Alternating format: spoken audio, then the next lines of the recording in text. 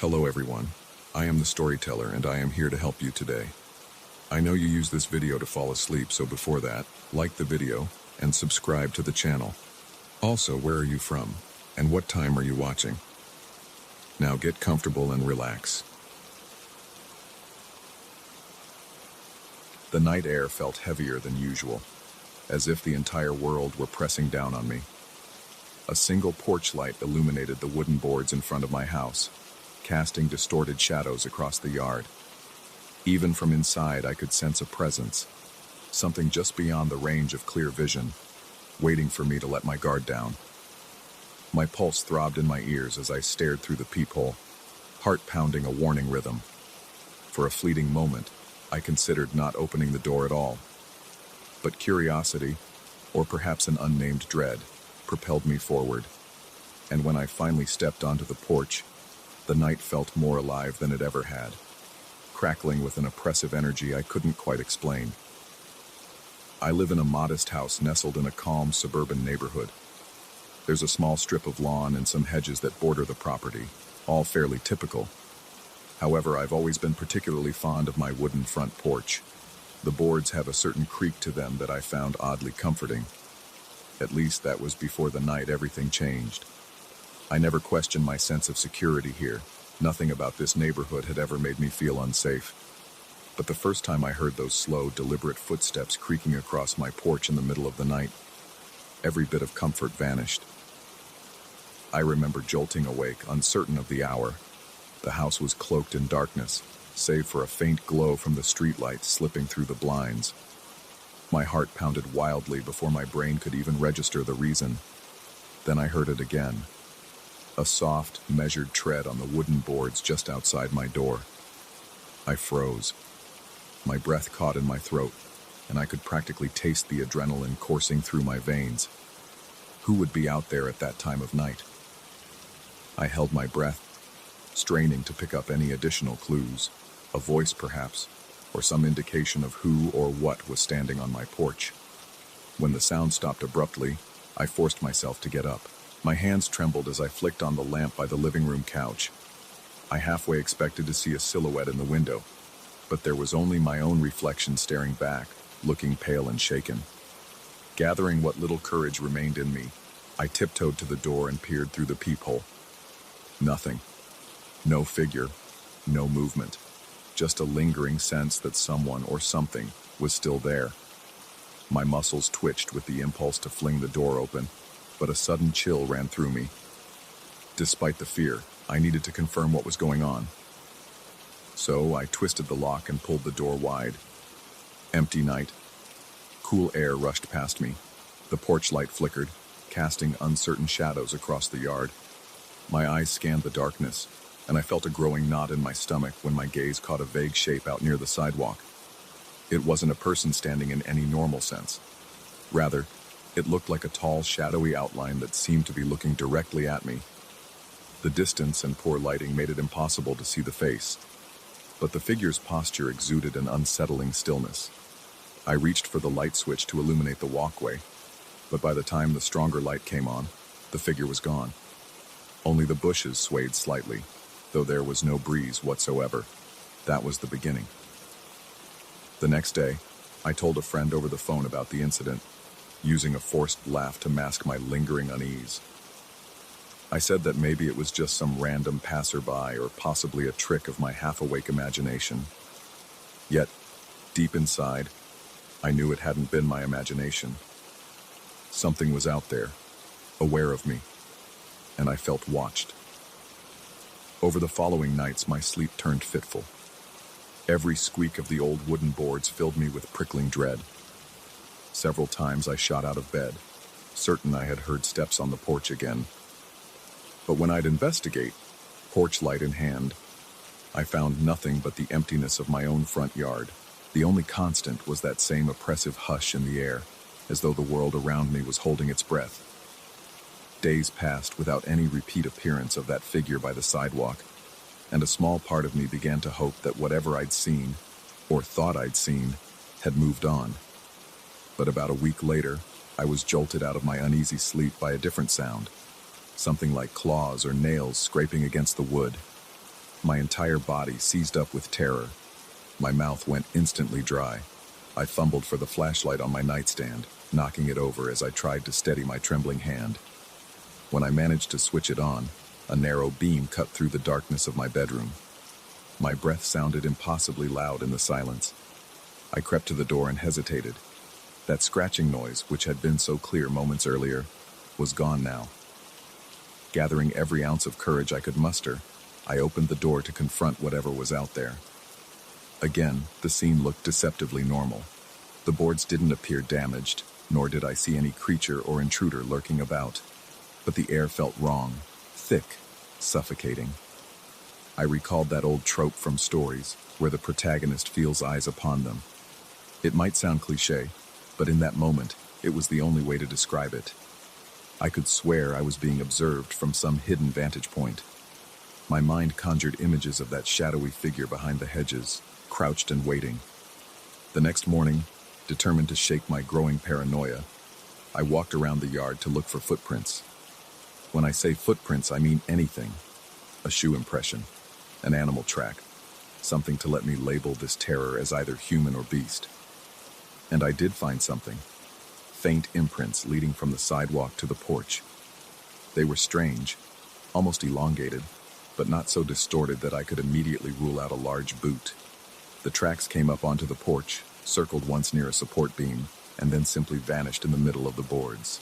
There was no continuation. It was as if the visitor had lifted off the ground.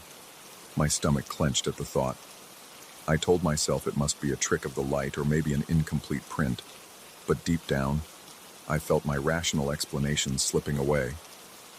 From that point on, my nights took on a different rhythm. Instead of drifting into a peaceful slumber, I lay awake, ears attuned to every creak, pop, or groan of my house.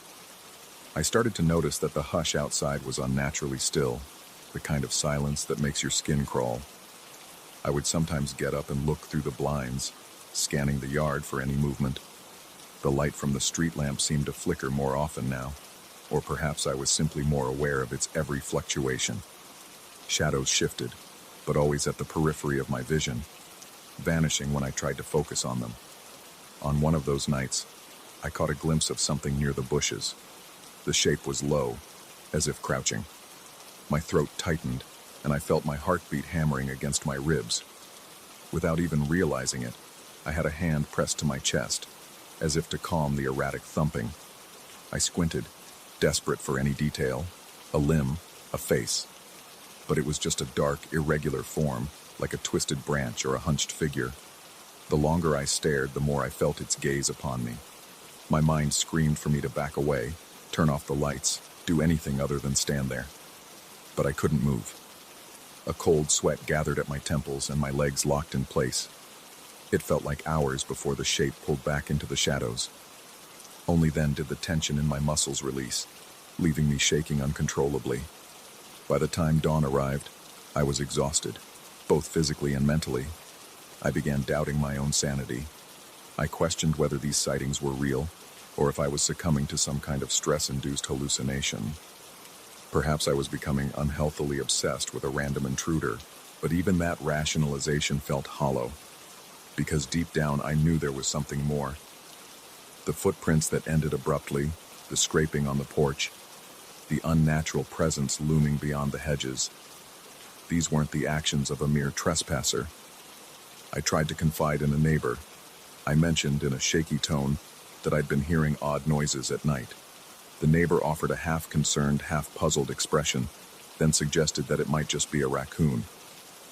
I nodded politely, but I didn't believe it, and even while recounting my ordeal, I noticed how my voice faltered. The sheer weirdness of it all made me sound like someone grasping at straws. Still, I quietly hoped that talking about it with another person might diminish the sense of dread, but it only accentuated how alone I felt in facing this. A few more nights passed with the same routine. The weighty silence, the heightened tension in every joint of my body, the subtle yet unmistakable sense of being watched. Then, one evening, I heard that scratching again, but this time it was different, more frantic, as though something was trying to get beneath the boards. My skin prickled at the urgency of the sound. Instead of rushing to the door, I stayed inside, pressing my ear against the wood, trying to figure out what the creature was doing. I could feel vibrations resonating through the floor. Panic flooded my system. The adrenaline spike made my breath hitch, and I tasted copper in my mouth from biting my lip too hard. I thought about calling the police, but what would I say? That something invisible was creeping around my porch at night. At last, the scratching stopped. An hour might have passed, or maybe only 5 minutes. It was impossible to tell in my agitated state. When I finally dared to open the door, the night was as it always looked. Dark, silent, empty. My flashlight beam skimmed over the wooden boards, revealing deep gouges that definitely hadn't been there earlier. They looked like claw marks, each about an inch or two long, raked into the wood. Terror hardened in my gut. That's when I spotted movement near the bushes. The shape was back, a smudge of black against the darkness, barely noticeable. But it made no sound, no discernible movement except for a subtle shift that hinted it was turning to look at me. I slammed the door shut, my heart in my throat. For a moment I stood frozen in the entryway, my hand gripping the doorknob with sweaty intensity. Then I hurriedly locked it, but even that didn't bring me comfort. I flicked on every light in the house, hoping to chase away the shadows. My living room lamp cast harsh illumination on the walls, revealing just how alone I really was. My mind buzzed with thoughts. Should I leave? Should I stay up all night? Should I try to confront it? Sleep was impossible. Whenever I closed my eyes, I saw that figure behind my eyelids. I felt phantom claws scraping against my consciousness. I kept imagining the wooden board splitting open, something slithering underneath. My sense of reason began to crumble, replaced by a primal fear. Every noise made me jump. Every shadow became a potential threat. I had never felt so vulnerable in my own home. Desperate, I spent the following day reinforcing my porch. I hammered down any loose boards and even spread a light dusting of flour on the steps, hoping to capture clearer footprints if this entity returned. My nerves were on edge the entire time, and I constantly glanced over my shoulder, sure I would see that indistinct figure lurking across the street. The sun felt weak against my skin, as if it couldn't fully dispel the dread embedded in my bones. Night fell again, unrelenting. I sat by the window, lights out, trying to remain calm enough to observe. The flower on the porch glowed faintly under the porch light. Around midnight, the boards creaked. My lungs seized. It was happening again. But I refused to rush to the door this time. Instead, I stayed behind the blinds, watching. The creaking moved slowly across the porch, like something prowling back and forth. Then I heard that raspy scratching. My ears rang with the sound, my breath ragged and shallow. After a few moments, the movement stopped, and an unsettling silence took hold. I forced myself to look out the window, heart hammering, certain I'd see footprints in the flower. What I saw made my stomach twist. There were indeed prints, but they were elongated, almost animal-like, weaving across the porch. Partway through, they simply ended. No step forward, no step backward. Just a sudden stop in the middle of the boards, as if the creature had vanished. A surge of cold terror rippled through me. My vision blurred at the edges and my hands shook uncontrollably. I felt like I was teetering on the edge of reality. There was no logical explanation for something disappearing into thin air. My mind reeled with horrifying possibilities. Was this entity even bound by the laws of nature? Could it come and go at will, mocking me? I couldn't take it anymore. Gathering every ounce of courage, I grabbed a camera and crept onto the porch. The boards groaned under my weight, echoing the footsteps that had plagued me. My legs wobbled, and it took all my willpower to remain steady. I snapped a few pictures of the footprints and the fresh claw marks. I wanted proof that I wasn't losing my mind. In the faint circle of the porch light, I could see the flower disturbed where the tracks ended, as if the last footprint belonged to a ghostly presence that simply dissolved into thin air. Suddenly, the bushes rustled, louder this time, and I whipped around. There it was, the silhouette standing just beyond the railing, half hidden behind the leaves. It was taller than I had thought, elongated limbs or perhaps a cloak. My throat constricted. My legs screamed at me to run, but I stayed rooted. Slowly, as if gauging my reaction, the shape leaned forward. I sensed its eyes, though I couldn't make them out. A wave of primal fear crashed through me. My entire body broke into a cold sweat, and I gasped for air. I couldn't look away, even though every cell in my body wanted to. In a moment of frantic resolve, I aimed the camera, but the shape slid deeper into the shadows, obscured by the thick foliage. A flash of movement, then only swaying branches remained. The night was otherwise dead silent. My chest rose and fell with ragged gasps. I nearly collapsed, my legs giving out from the tension. Eventually, I forced myself back inside, locking the door and sliding down against it, camera clutched in trembling hands. I never did capture a clear image of that thing, but the footprints and the shredded wood on my porch are evidence enough to remind me it was real, or something close to real. I considered leaving for a while, maybe staying at a friend's place, but a stubborn part of me refused to surrender my home. Still, the lingering terror persists. Even as I write this, I can feel that uncomfortable prickle along my neck, as though unseen eyes are fixed on me. I haven't heard the scratching in a few days, nor have I spotted the figure behind the bushes. I've tried to convince myself that maybe it's gone for good. But sometimes, late at night, I catch myself listening, heart pounding in my ears, certain I'm about to hear the soft creak of the porch boards. Every so often I peek outside, only to spot a fleeting shape retreating behind the hedges. In those moments, a shuddering realization hits me. This presence, whatever it is, might not be bound by rational logic. Perhaps it's a projection of my own fear, or perhaps it's something far worse that stalks the edges of reality. I've reached a point where I don't know what to trust anymore. My senses, my sanity, even the ground beneath my feet.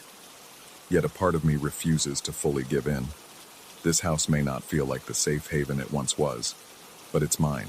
I refuse to let an otherworldly intruder rob me of my courage. Whether it's supernatural or a twisted psychological manifestation, I'm preparing for its return. I've decided that if it comes back, I'll face it again.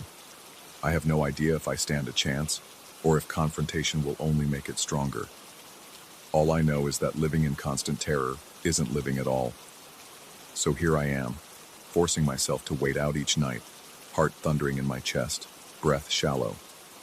Every rustle of leaves sends a jolt of adrenaline through my system. I am both terrified and resolute. Maybe I'll find a way to banish this thing, or maybe I'll discover a truth too horrifying to comprehend. But for now, I sit with my camera close by and my eyes fixed on that porch, uncertain whether I'm standing at the brink of madness or on the threshold of something far more unfathomable.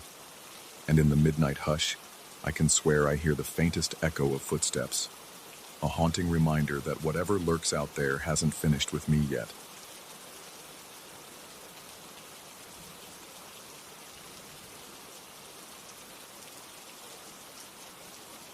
I still remember the electric hum in the air that evening, a pulsing energy that clung to my skin the moment I stepped onto the crowded street.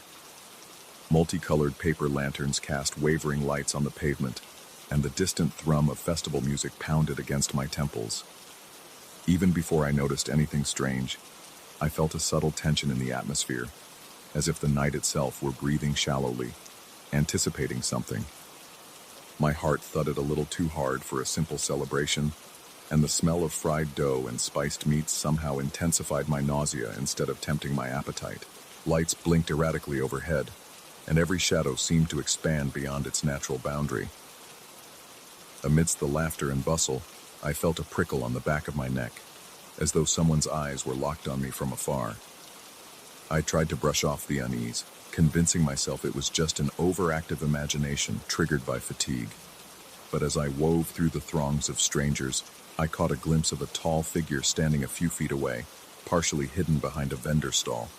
His posture was rigid. There was something about the tilt of his head that made my stomach clench. I saw a faint gleam of metal in his hands, a camera pointed directly at me. At first, I thought I was mistaken.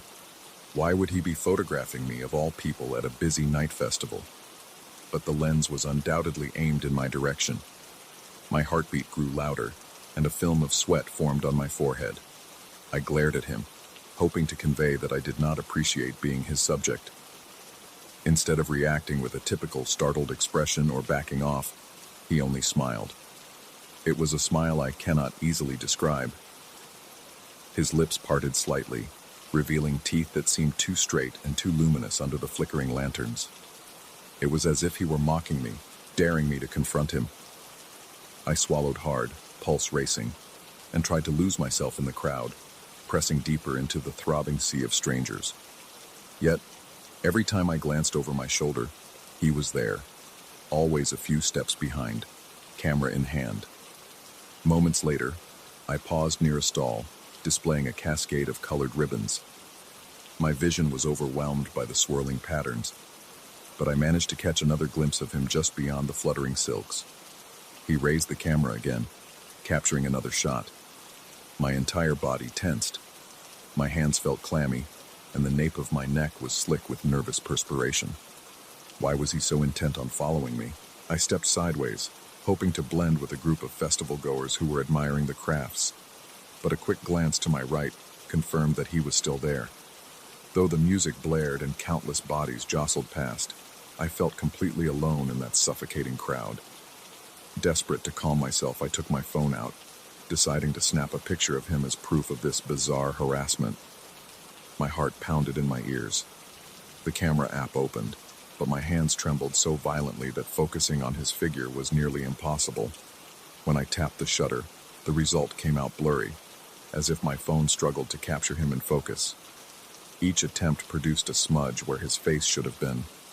My breath grew uneven, and the sensation in my chest made me wonder if I was imagining things or if there was a genuine glitch.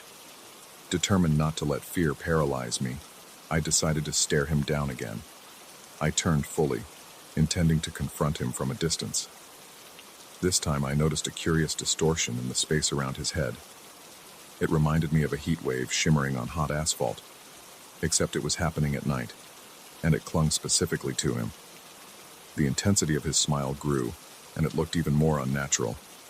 My breath caught as I realized I was probably seeing something that should not exist in a normal, rational world. A nauseating wave of confusion flushed through me. I felt my pulse hammering so fiercely that I was sure he could see my chest rising and falling in panicked bursts.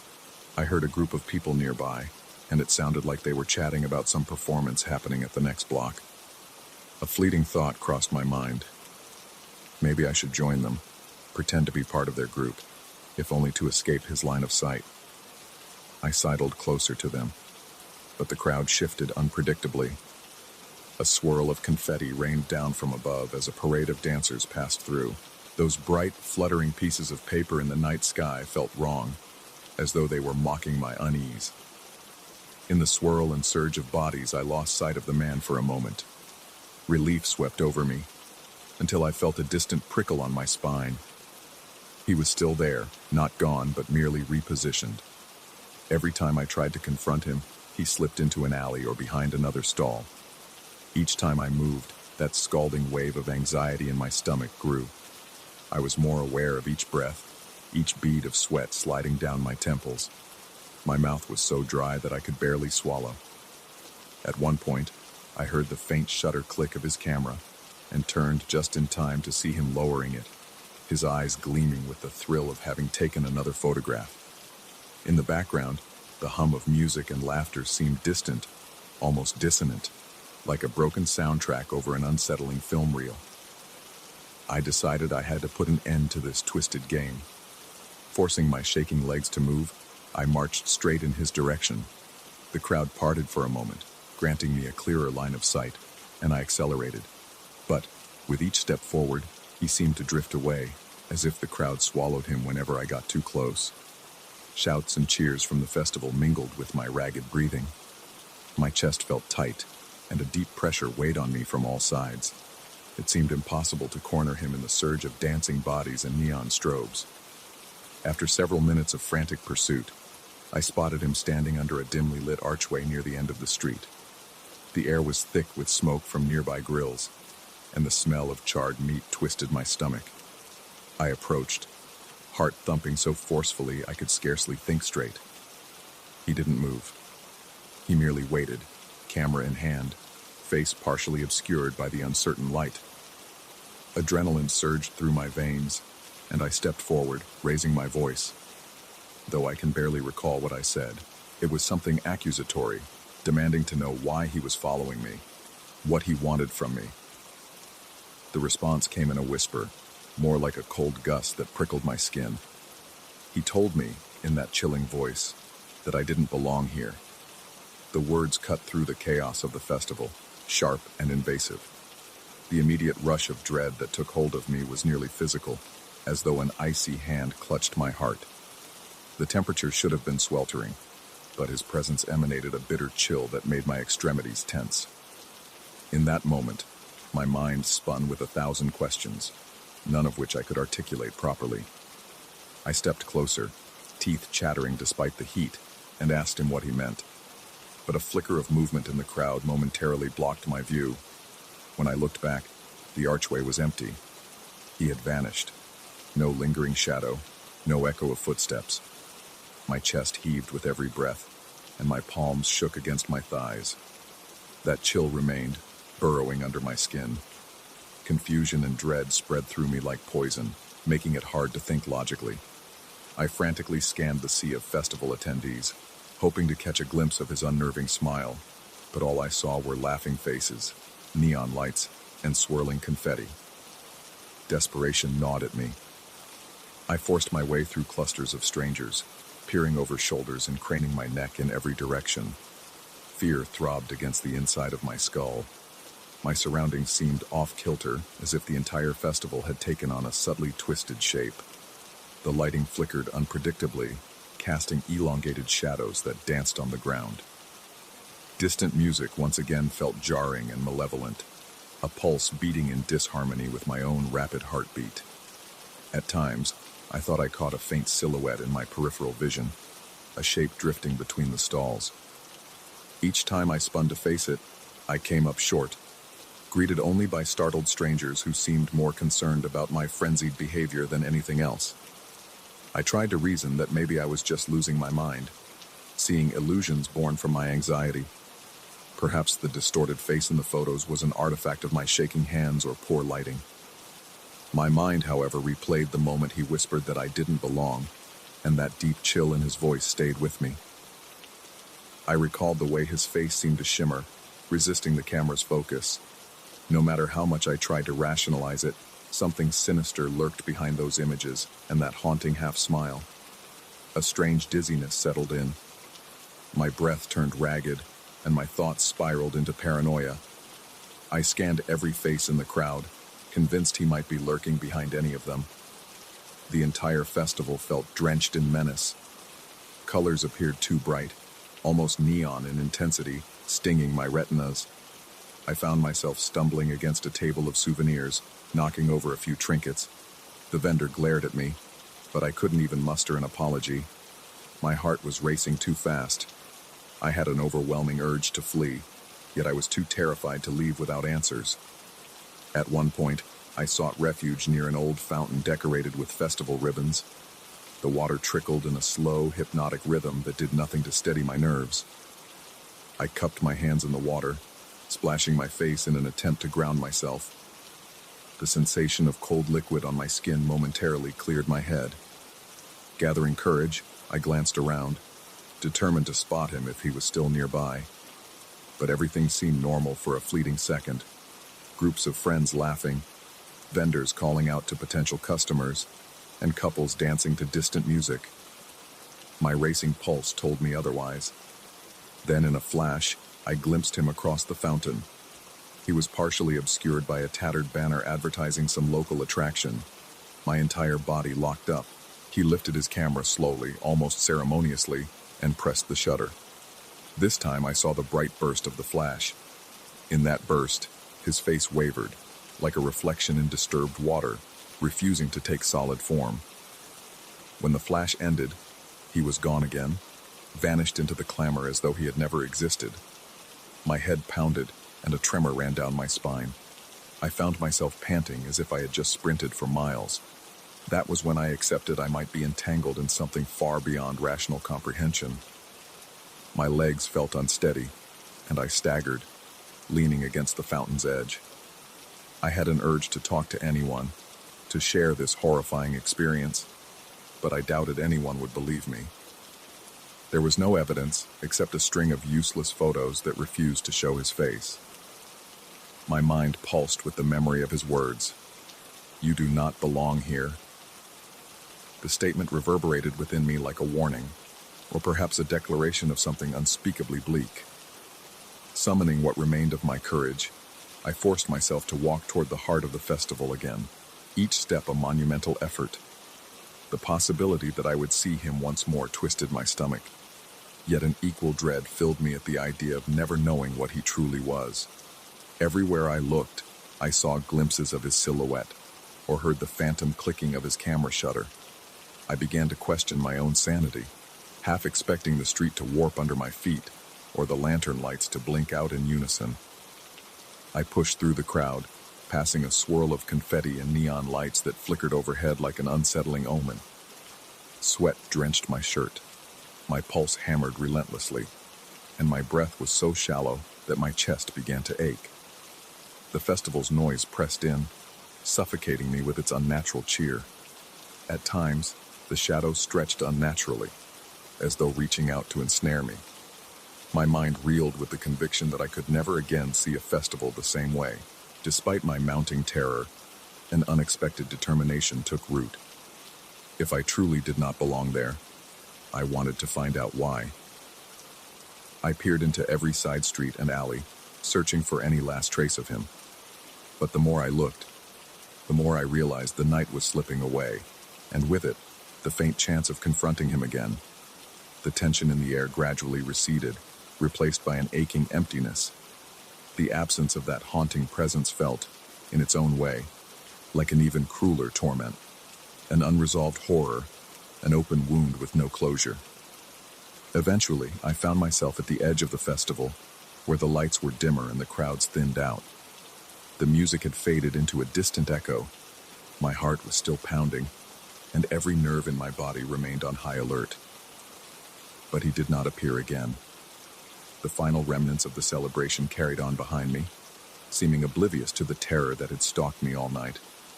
With a sense of resignation, I slipped away from the festivities and stepped onto a quieter street.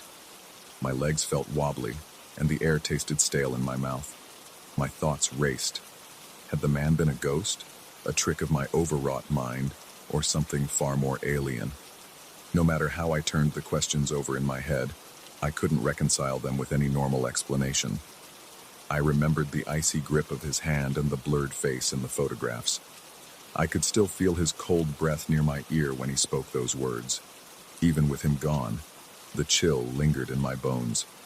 I continued walking, trying to create distance between myself and that unnerving scene. Yet, my relief felt hollow.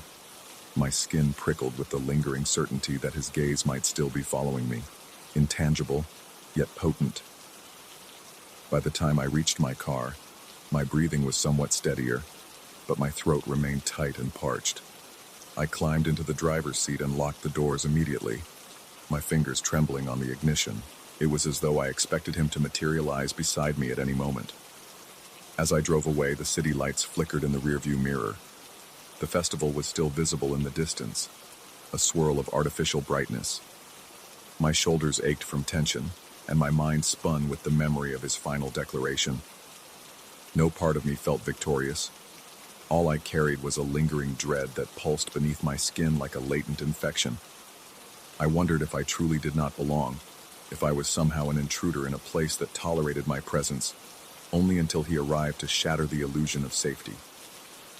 To this day, I still glance over my shoulder whenever I'm out at night. The flash of a camera or the flicker of strange light sets my teeth on edge. The memory of his translucent smile and the blank space where his face should have been continue to haunt my dreams, leaving me gasping awake with my heart pounding. He has not reappeared, but I sense something in the night that I can't fully articulate. a formless dread that suggests I've seen too much or perhaps too little. And whenever I feel a cold breeze on my neck, I recall his whispered warning. It echoes through my mind, a lingering testament to that uncanny night, reminding me that true horror often lies in what remains unresolved.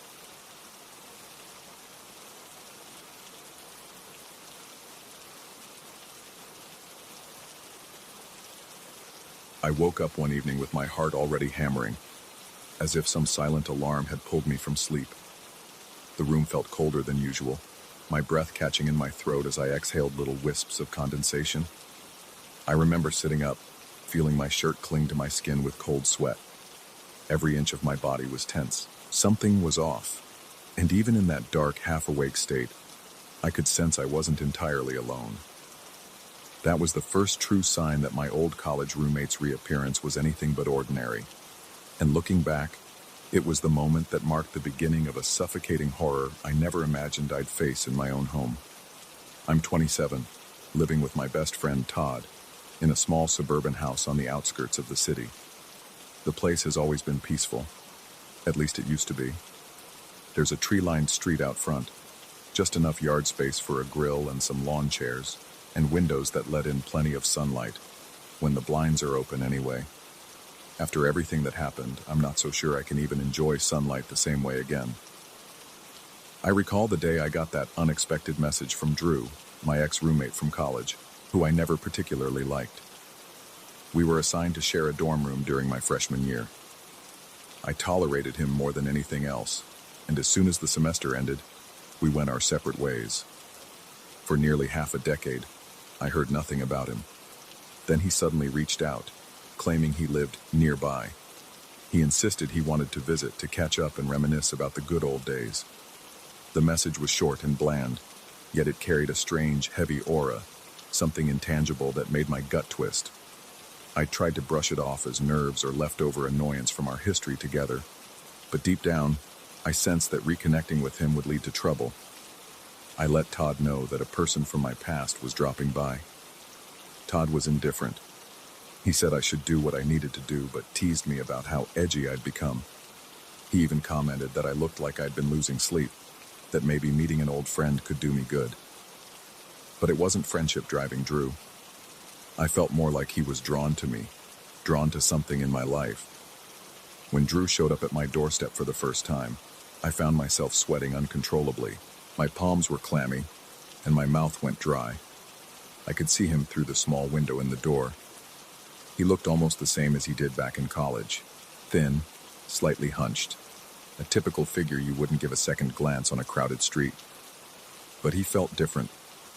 There was a vacant shadow in his eyes, a kind of emptiness that made my skin prickle. The air around him seemed charged with static, and it might sound cliché, but I couldn't ignore the sudden chill that swept into the hallway the moment I opened the door. It was one of those bone-deep chills, as though someone had left a freezer open in the middle of summer. I tried to breathe steadily, tried to keep my voice even as I welcomed him. When he stepped inside, my living room lights flickered once and then cut out. I offered some excuse, something about old wiring, but a spike of fear rippled through me. I remember the instant tension in my shoulders. My pulse pounded in my ears so loudly it drowned out the rustling of the trees outside. Todd came downstairs moments later, not suspecting anything wrong, and chatted politely with Drew. Or at least, Todd attempted to chat. Drew mostly responded with short, awkward nods or monosyllabic answers. I tried to keep the conversation moving, but my throat felt like sandpaper, and my heart wouldn't slow down. After he left, which thankfully didn't take too long, I paced around the house trying to figure out why I was so tense. That was when I pulled out an old college photo album. I wanted to see if I was overreacting or simply dredging up old grudges. Then I saw it. The black smudges. In almost every photo where Drew appeared, there were dark stains around him. They looked like ink spills or mold creeping in from the edges. But these photos were digital prints, and I stored them carefully. There's no reason they should be damaged like that. I remembered flipping through them so many times in the past, and the images were perfectly fine.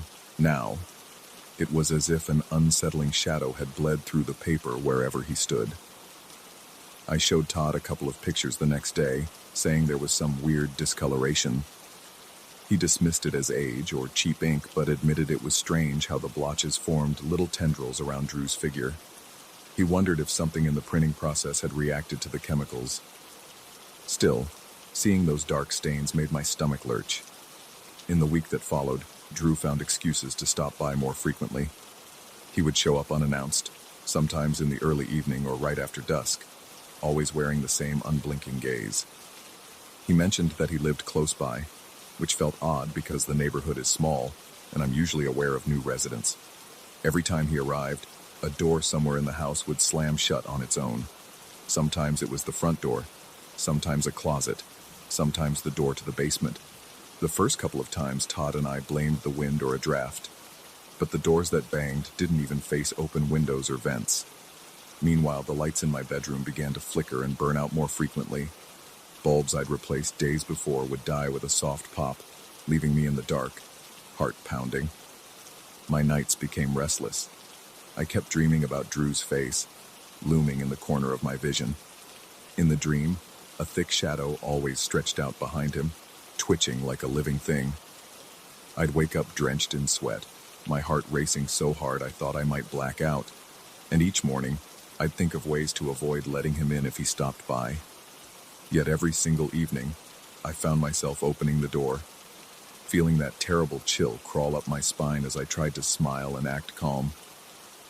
Drew never really said much, but he was always around, lurking like a shadow cast across my life. I started feeling unsettled at every moment, even when he wasn't there. The house took on a different mood, like the walls themselves were watching me, absorbing my fear. I'd often shiver involuntarily, my skin crawling with goosebumps as though an unseen presence hovered inches away. Then I started noticing him in places he shouldn't be. For instance, I'd catch sight of his reflection in the bathroom mirror when I was alone in the house. He'd be standing in the doorway, head slightly cocked, while I splashed water on my face. The moment I spun around, there would be no one there, just an empty hallway. Another time I was warming food in the microwave, staring at the reflective surface on the door. I could see the shape of someone behind me, but when I turned, the kitchen was empty. My body locked with dread, and I could barely breathe. My hands trembled so violently that I almost dropped the plate on the floor. One day, after he left, I found Todd in the living room looking pale and anxious. He told me he hadn't seen anything weird exactly, but that every time Drew was around, an oppressive heaviness settled over the house. Todd was even losing focus at work, because he found himself dreading the moment he might hear a knock at the door. He said maybe it was time to talk to Drew and ask for space, though Todd felt uneasy about the idea of confronting him directly. I tried talking to Drew indirectly, through text, to find out more about why he kept visiting. He responded with curt messages, offering no real explanation. Then he'd show up again the next day with that same chilly aura, never volunteering a reason for his presence. The rational part of me screamed that this behavior was wrong. My instincts told me to cut him off altogether, but there was this creeping sense that Drew knew something I didn't, that maybe he was feeding off my fear. I can't quite explain why I let it continue. It was as if I was paralyzed by the situation, unable to form a decisive plan. On an impulse, I rummaged through old yearbooks and digital photo folders, searching for more images of Drew. Almost every single one had those black stains around him. They clung to his figure like an oily aura, and in some shots, they stretched out across the page, resembling long fingers or tendrils. My skin broke out in goosebumps, and I felt sick to my stomach. My heart hammered so fast that I had to sit down, pressing my palms to my knees to stop them from shaking. I wondered if maybe there was some natural explanation, but I couldn't ignore the stifling sense of dread that twisted in my gut. It was around this time that I began doubting my own sanity. I'd find myself double-checking the locks on the windows, expecting to see him outside, just standing there, his eyes locked on mine through the glass. I jumped at every small noise, a branch scraping the house, a gust of wind rattling the fence. My nights became endless loops of half-sleep and jolting awake in cold terror. Sometimes I'd wake and swear I saw a silhouette in the corner of the bedroom, looming near the closet door. But whenever I summoned the courage to flick on the light, I found nothing but an empty room. Todd tried to reassure me, though he admitted he was just as rattled. He suggested we move or at least temporarily stay at a hotel, but I hesitated, feeling too paranoid to leave the house unoccupied. Something in me believed that if I left, Drew would follow. That intangible, bone-chilling presence would come along wherever I went. I became convinced that the darkness clinging to him was not just attached to him but was seeping into my world, as if I had unknowingly allowed it. Then came the night I found him outside my bedroom window. It was close to midnight, and I'd been staring at the ceiling, mind racing with anxious thoughts. I got up to get water from the kitchen. As I passed by the window in the hallway, I saw a tall shape in the dim porch light. My chest tightened. The shape was just standing there, motionless, gazing up at me. Even through the shadows, I recognized Drew's posture, his distinct silhouette. I froze, gripping the windowsill so hard that my nails dug into the wood. The edges of my vision grew dark for a moment, and I had to remind myself to breathe. When I blinked, he was gone. No movement, no sound, as if he'd evaporated into the night air. My hands shook so badly that the glass of water I fetched nearly slipped from my grasp. The next morning, I dragged Todd into my room and explained everything in a low, urgent voice. He listened, his face tense. He wasn't dismissive. In fact, he revealed that he'd noticed footprints in the backyard dirt, footprints that didn't match either of ours. They led from the fence straight to the side of the house, then vanished. Todd suggested calling someone, maybe the cops or even a private security firm, but we both knew what we'd say. Our old friend keeps showing up, and he leaves behind bizarre black stains and photos and kills our light bulbs. It sounded unhinged. I was beginning to feel unhinged. That same day, Todd left for work while I stayed home. I had used some of my vacation days because I couldn't focus at the office. The house was quiet, painfully so, and the silence itself made my skin crawl. I locked all the doors and closed the curtains, leaving only a single lamp on in the living room. Every creak of the floorboards made my pulse spike. It was mid-afternoon when I heard faint footsteps in the hallway. My lungs seized with dread. I grabbed the lamp cord, ready to yank it out of the socket if the overhead lights flickered. Sure enough, as soon as I stood up, the bulb in the lamp popped and went out. Darkness filled the living room, except for the faint glow filtering through the covered windows. I stood in near total darkness, breath ragged, fighting an urge to run. My entire body was trembling, and my mouth was so dry I could barely swallow. I whispered to myself, trying to keep calm, trying to tell myself it was just my imagination. Then I heard the faint squeak of a door hinge, the basement door, to be exact. My stomach twisted. The door is old, rarely used, but it has a distinct squeak. I forced myself to move toward it, heart hammering so hard that I felt a dull ache in my chest. When I reached the top of the basement stairs, the smell of damp concrete and stale air wafted up at me. The door hung partially open, though I was sure I'd locked it earlier. I flicked on the basement light, and for once, the bulb didn't blow. A weak yellow glow lit the stairs. I stepped down, slowly. My legs felt like jelly, my entire body so tense that each step made me grimace. The basement was empty, cluttered only with boxes and old furniture. But the air felt heavier than ever, like a storm cloud had settled inside. I stood in the center of the room, straining to listen. My breath sounded deafening in my ears.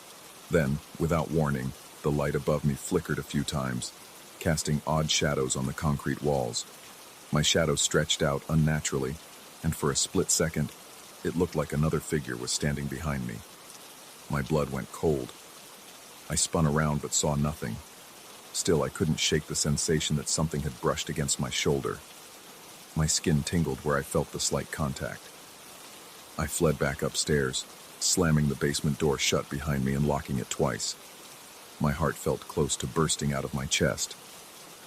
I stayed by that door for a long time, breathing in ragged gasps, trying to convince myself that I was in control. But the fear was too overwhelming. It wasn't just a regular fright. It was a primal certainty that something unnatural was closing in around me. I could practically taste the darkness in the back of my throat. That evening, Todd came home. The sun had set and the house was steeped in long shadows. I told him I couldn't stay here anymore. My voice shook, and my hand still trembled from the basement episode. He agreed, saying we should go to his parents' house across town. We hurriedly packed a few essentials, hearts pounding at every little noise. I caught myself glancing repeatedly at the windows, expecting to see Drew's face there, watching us. Just before we left, there was a soft knock on the front door. We both froze. My skin erupted in goosebumps so intense it almost felt painful. The hairs on the back of my neck stood on end, and a jolt of sheer terror shot through me. I put my hand on the doorknob, feeling the metal's icy chill. Todd begged me not to open it, but I felt compelled. My heart pounded like a drum, making it hard to hear anything else. My breath came in shallow spurts as I turned the knob, slowly, dread clinging to every movement. Standing on the porch was Drew, wearing that same vacant expression. The streetlights cast strange shadows around him, making his thin frame look elongated and wrong. The air turned frigid, as if a cold front had just swept through the yard. I felt my teeth clatter. That bone-deep chill overwhelmed me again. In the dim glow of the porch light, I noticed a faint dark haze around his shoulders, like curling smoke or an indistinct silhouette. It wasn't my imagination. This was real as the fear burning in my veins. He didn't say a word. He just stared. I backed away, nearly stumbling over my own feet. Todd, standing behind me, inhaled sharply. I sensed that something else was on the porch with Drew, an unseen presence coiling in the darkness. A wave of nausea washed over me, and my vision blurred for a second. Every instinct in my body screamed at me to run. I forced my voice to remain steady as I told him we were leaving and that he needed to go. He tilted his head as if considering the statement, then stepped forward. My heart thundered in protest, and every hair on my body prickled with fear. But then, something in my mind snapped, a desperate need to resist whatever force he carried. I held up my hand, palm out, and repeated that he needed to go. The atmosphere changed. The cold lingered, but Drew seemed to hesitate. The shadows around him flickered, almost as though they were alive and reacting to my resistance. I felt a sudden rush of adrenaline that steadied my shaking legs. With trembling words, I told him I wanted no more visits, no more unannounced drop-ins. My breath was shallow, but my voice was resolute. He stared a moment longer, then stepped back slowly. An expression that might have been annoyance, or was it disappointment, crossed his features. He turned and walked off into the night, disappearing beyond the glow of the streetlight. The suffocating chill eased, but it didn't vanish. The porch still felt colder than the rest of the world. Todd and I locked the door, grabbed our things, and rushed to his car. My heart didn't stop racing until we were miles away. We spent the next few nights at Todd's parents' place. I didn't sleep well at all, constantly haunted by the thought of Drew lurking outside. When we finally mustered the courage to go back to our house, I expected the worst. Maybe more burnt-out bulbs or open doors. Instead, I found everything locked up, exactly how we left it. The shadows didn't feel quite as menacing, yet I couldn't ignore a lingering heaviness in the air. It was as if something had seeped into the walls and corners, some residue of that presence. I still catch myself looking over my shoulder in the hallways, especially around dusk. The lights don't burn out as often, but sometimes I hear doors creak when there's no draft. And occasionally, in the quieter hours of the night, I think I see a shape in the window. A flicker of movement, a silhouette that fades as soon as I focus on it. I can't say for certain if Drew is truly gone or if he's just waiting, but I do know that something about him changed, something that can't be explained by mere coincidence or old grudges. Todd wants us to move eventually, and I agree it might be best. Yet I'm not convinced leaving the house will free me from the horror that Drew brought back into my life. There's a permanent awareness now, a dread that lives under my skin, prickling every time I remember the black stains in those photos, or the spine-chilling cold that followed his footsteps. Part of me wonders if this sense of unease will follow me wherever I go, an invisible mark left behind by a man I never truly knew, and by the thing that might have been clinging to him all along. Even if I never see him again, I can't unsee the dark haze that seemed to snake around him, or the way doors slammed themselves. I can't unfeel that raw, paralyzing fear that gripped me each time he appeared in my reflection when I was alone. Some doors, once opened, can never fully be closed. And now, as I stand here staring at my own mirror, heart thudding in my chest, I swear I catch the faintest glimpse of Drew behind me, just for an instant. The chill returns, crawling up my spine, and a single thought lodges itself in my mind. Perhaps he was never just a man to begin with, and perhaps I have invited something far worse into my home than an unwelcome old roommate.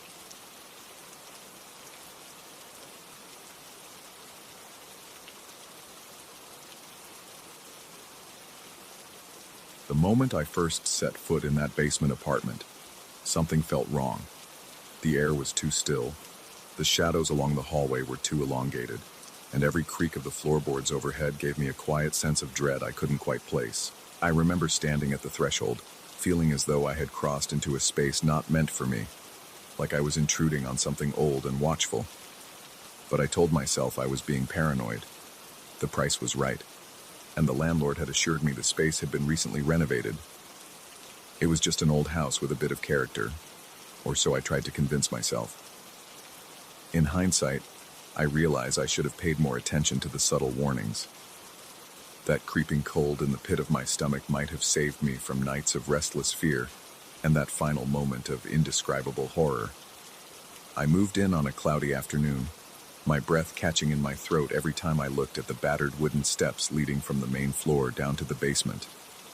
The walls were painted a pale gray that seemed to soak up the dim light rather than reflect it. My living area was basically one large room, sectioned off by a bookshelf and a half wall that separated the kitchen. A narrow corridor led to the bathroom and a small storage closet.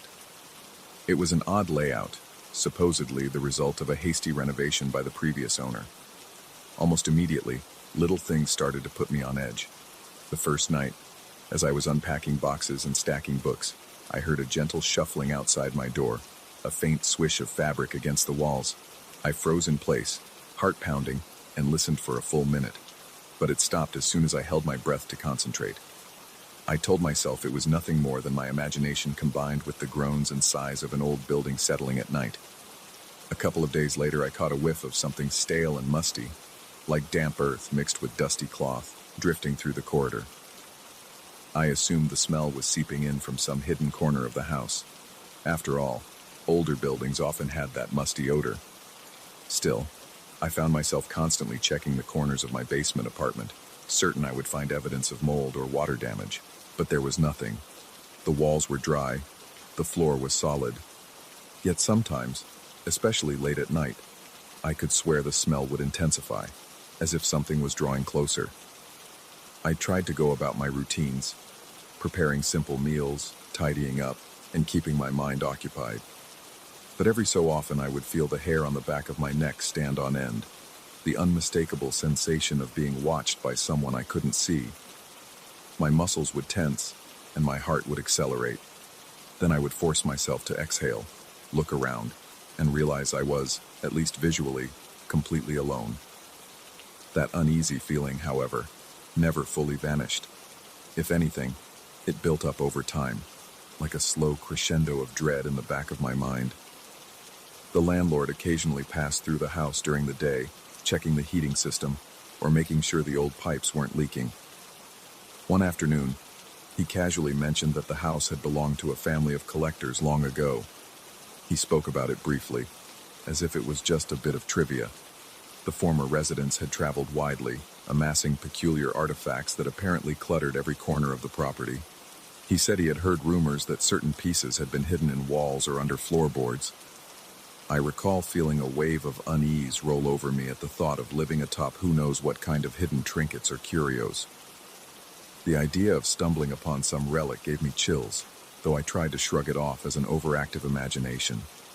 Night after night, the footsteps grew more consistent. It started as a single pair of measured steps in the corridor adjacent to my apartment. The pace was deliberate, almost like someone walking with a cane, though I never heard the tapping of any cane. It was just the slow, rhythmic thump of footsteps heading toward my door, then pausing, and eventually fading away. I would open the door sometimes, thinking maybe a neighbor had wandered down by mistake, but I never found anyone. I recall one evening, I had just finished washing dishes and was drying my hands when the lights flickered and dimmed. My heart skipped a beat. The bulbs, which were relatively new, buzzed faintly and then returned to full brightness. In that brief, stuttering moment of half-light, I could have sworn I saw a silhouette in the kitchen doorway, tall and unnaturally still. A rush of cold air closed around me, and I broke into a shudder. When the lights went back to normal, there was no one. Yet I was certain I hadn't imagined it. My palms were sweating and my pulse hammered in my ears. I spent the rest of the night on edge, jumping at the slightest sound. By the second week, the footsteps came almost nightly. I began losing sleep. My breathing became shallow whenever darkness fell, as if my body was instinctively bracing for whatever might come stalking through the corridor. Worse, the corridor's single overhead bulb had started to flicker more frequently, and sometimes, in those flickers, I caught glimpses of movement. A flash of what appeared to be a heel turning a corner, or the swish of a jacket's tail disappearing around the bend. Each time, I would feel an icy spike of fear run through my chest. One night, it escalated in a way that felt like a tipping point. I was lying in bed, trying my hardest to drift off despite the unease coiling in my stomach, when I heard the footsteps again. Slower this time, more pronounced. They stopped right outside my door. My throat went dry and I could barely swallow. My heart pounded hard enough for me to hear my own pulse. Summoning courage from who knows where, I jumped out of bed and yanked the door open. The overhead light in the corridor was weak, pulsing a dull yellowish glow. And standing there, in the middle of the hallway, was a man I had never seen before. He was dressed in an outdated suit, a dark jacket with lapels that looked decades out of style, and a hat with a wide brim. His face was pale and thin, like a faded portrait in an antique photo. The strangest thing was his translucence. I could see the outline of his figure clearly, yet the details seemed washed out, as though all color had been leached from him. There was an eerie glow to him, barely perceptible, making him look like a living grayscale memory. My body seized with panic. My breathing came in ragged bursts, and a cold sweat broke out along my forehead. As I stood there in stupefied terror, the man began to extend a hand toward me. Every hair on my arms and neck rose in alarm. The temperature around me plummeted. I could see my breath form a mist in front of my face. For an instant, my teeth chattered, and I felt an overwhelming urge to run. But my feet refused to move. I watched, paralyzed, as his hand inched closer, as if he was reaching out to me or trying to grasp something just beyond my chest. My heart thundered against my ribcage. The moment I blinked, he vanished. It was as if he had never been there, except the cold lingered, seeping into my bones. I stumbled backward, shutting the door with a trembling hand. My mind spun with an onslaught of questions. Had I really seen that? Or was this some trick of my overtired, anxious brain? The chill in the air felt very real, though, and there was nothing imaginary about my ragged breathing and pounding heartbeat. The next morning, I confronted the landlord in the kitchen upstairs, my voice shaky despite trying to keep calm. I was careful to speak indirectly, not wanting to sound like I was accusing him of anything, or worse, that I was losing my mind. He seemed oddly unsurprised. He mentioned that strange things had been rumored to happen in the house for decades. According to him, the family who once owned it collected not only typical antiques, but also items rumored to be cursed or possessed. He shrugged and suggested that maybe some presence was still attached to the building. I felt a swirl of nausea in my gut, part fear, part anger. How could he have rented me the basement without warning me of any of this? From that point on, my focus became survival until my lease ended. Every day I kept myself out of the apartment as much as possible, staying late at work or taking walks around the neighborhood. But inevitably, I had to return, and each night brought fresh horrors. Never anything as dramatic as that full apparition in the corridor, but little events that chipped away at my sanity. Once I walked into my living area and found an odd, dusty handprint on the side of my sofa, the shape contorted as if the hand that made it wasn't quite human. Another time, I woke in the early hours of the morning to find the overhead light in the corridor already on, flickering. I had been certain I turned it off before bed. My physical reactions became harder to control. My hands shook uncontrollably whenever I approached the door. My breathing was shallow, and sweat beaded on my upper lip. I started seeing shadows move along the walls out of the corner of my eye. Then, in a moment of quiet, I would turn, and nothing would be there. My mind was in a constant state of hyper-alertness. My ears picked up every creak, every shift in temperature, every faint breath of wind from the cracks around the windows. At times, the terror felt almost suffocating, like a weighted blanket pressing down on my chest. I lost weight, as my appetite was nearly non-existent. Sleeping pills became a necessity just so I could catch a few hours of rest, though they did little to stop the nightmares that haunted me. In those dreams, the man in the antique suit would stand at the edge of my vision, always reaching out, always trying to make me come closer. My sense of reality began to distort. More than once, I questioned if I was just losing touch with my sanity. Could it all be explained by stress, isolation, or maybe even an undiscovered gas leak causing hallucinations? I called in a specialist to check for carbon monoxide or mold, anything tangible to explain the phenomenon. The tests came back normal. No leaks, no toxins, no rational explanation. I was left alone with my unease. When I finally reached the last week of my contract, I was a wreck. My eyes looked hollow, and my nerves were shot. However, I also felt a strange burst of energy each day, knowing I was so close to escape. I packed up my belongings as soon as I could, stacking boxes in the corner of the living area. I tried my best to ignore the sense that someone was observing every move I made. Whenever that cold, crawling sensation slid along the back of my neck, I forced myself to keep boxing up my things, refusing to look over my shoulder. On my final night in that apartment, I half expected an all-out assault from whatever lurked in those corridors, but instead, there was a hushed, almost charged silence. I remember lying on my mattress. My bed frame had already been disassembled, staring at the ceiling, too afraid to sleep. The silence felt ominous, like the calm before a storm. Hours passed, and my eyelids grew heavy. Then, in the stillness, I heard it. A single footstep in the hallway, so close it might have been right behind the door. My pulse raced. I held my breath. The doorknob never turned, and no further footsteps followed. It was just that one, deliberate sound.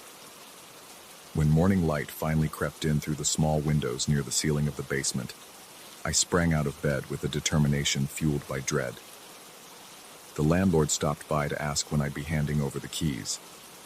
I told him indirectly that I was leaving as soon as my van was packed. He gave me a half-hearted nod, as if he knew why but didn't dare say it aloud. I felt a final shiver as I locked the door for the last time, that sense of being watched intensifying until I climbed the stairs and closed the basement door behind me. I wish I could say that was the end of it, that once I left the property I never felt that presence again. But the truth is more unsettling. Even in my new place, a modern building with bright lighting and no antiquated corners, there are moments late at night when the air grows suddenly cold. I'll hear a soft creaking sound, like a floorboard under slow, cautious steps. Then I look around, heart pounding, and see only my furniture, my walls, my own reflection in the windows. Yet the memory of that colorless face lingers. Sometimes I catch myself expecting to see a phantom silhouette in the corner. My pulse will spike, and my throat goes dry, reminding me of those basement nights all over again. In the end, there were no dramatic confrontations, no injuries or headlines.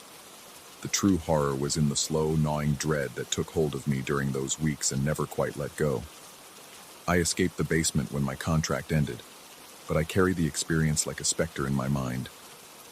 There's a lesson buried somewhere in that ordeal. Perhaps that some places hold on to the energies of their past, refusing to let them fade away. Or maybe it's a warning that certain artifacts, certain histories, leave a mark no amount of new paint or renovation can cover up. Even now, just recounting the events sends a chill through my spine, and my body tenses as I recall that reaching, ghostly hand. The memory is so vivid that I sometimes question how I managed to convince myself to stay as long as I did. I suppose I clung to my rational side, believing I could push through if I just held on a little longer. But that rational side took a severe beating in that house. It's over. I remind myself of that fact whenever the old terror resurfaces. I'm no longer in that cold, dim corridor, facing a figure that shouldn't exist. I've left the musty odor, the flickering lights, and the unnerving silences behind. Yet the imprint remains, buried in my senses, surfacing in the darkest hours. I suppose that's the real haunting. Not the figure in the suit, but the enduring fear that reality is less stable than I once believed. That, at any time, a door might open in the middle of the night and reveal something I can't fully explain, reaching out with a terrible, bone-chilling cold. Though I got out, I can't escape the knowledge that these things, these presences, might still be there, lurking in places just beyond ordinary sight. And the scariest part is how easily we can stumble into them, drawn by a cheap rent in an old house or the promise of a quaint living space. In the wake of it all, I can only say this. If you ever feel a cold hand on your shoulder when you're alone in a dark hallway, think carefully before you turn around. Some things once seen can never truly be unseen.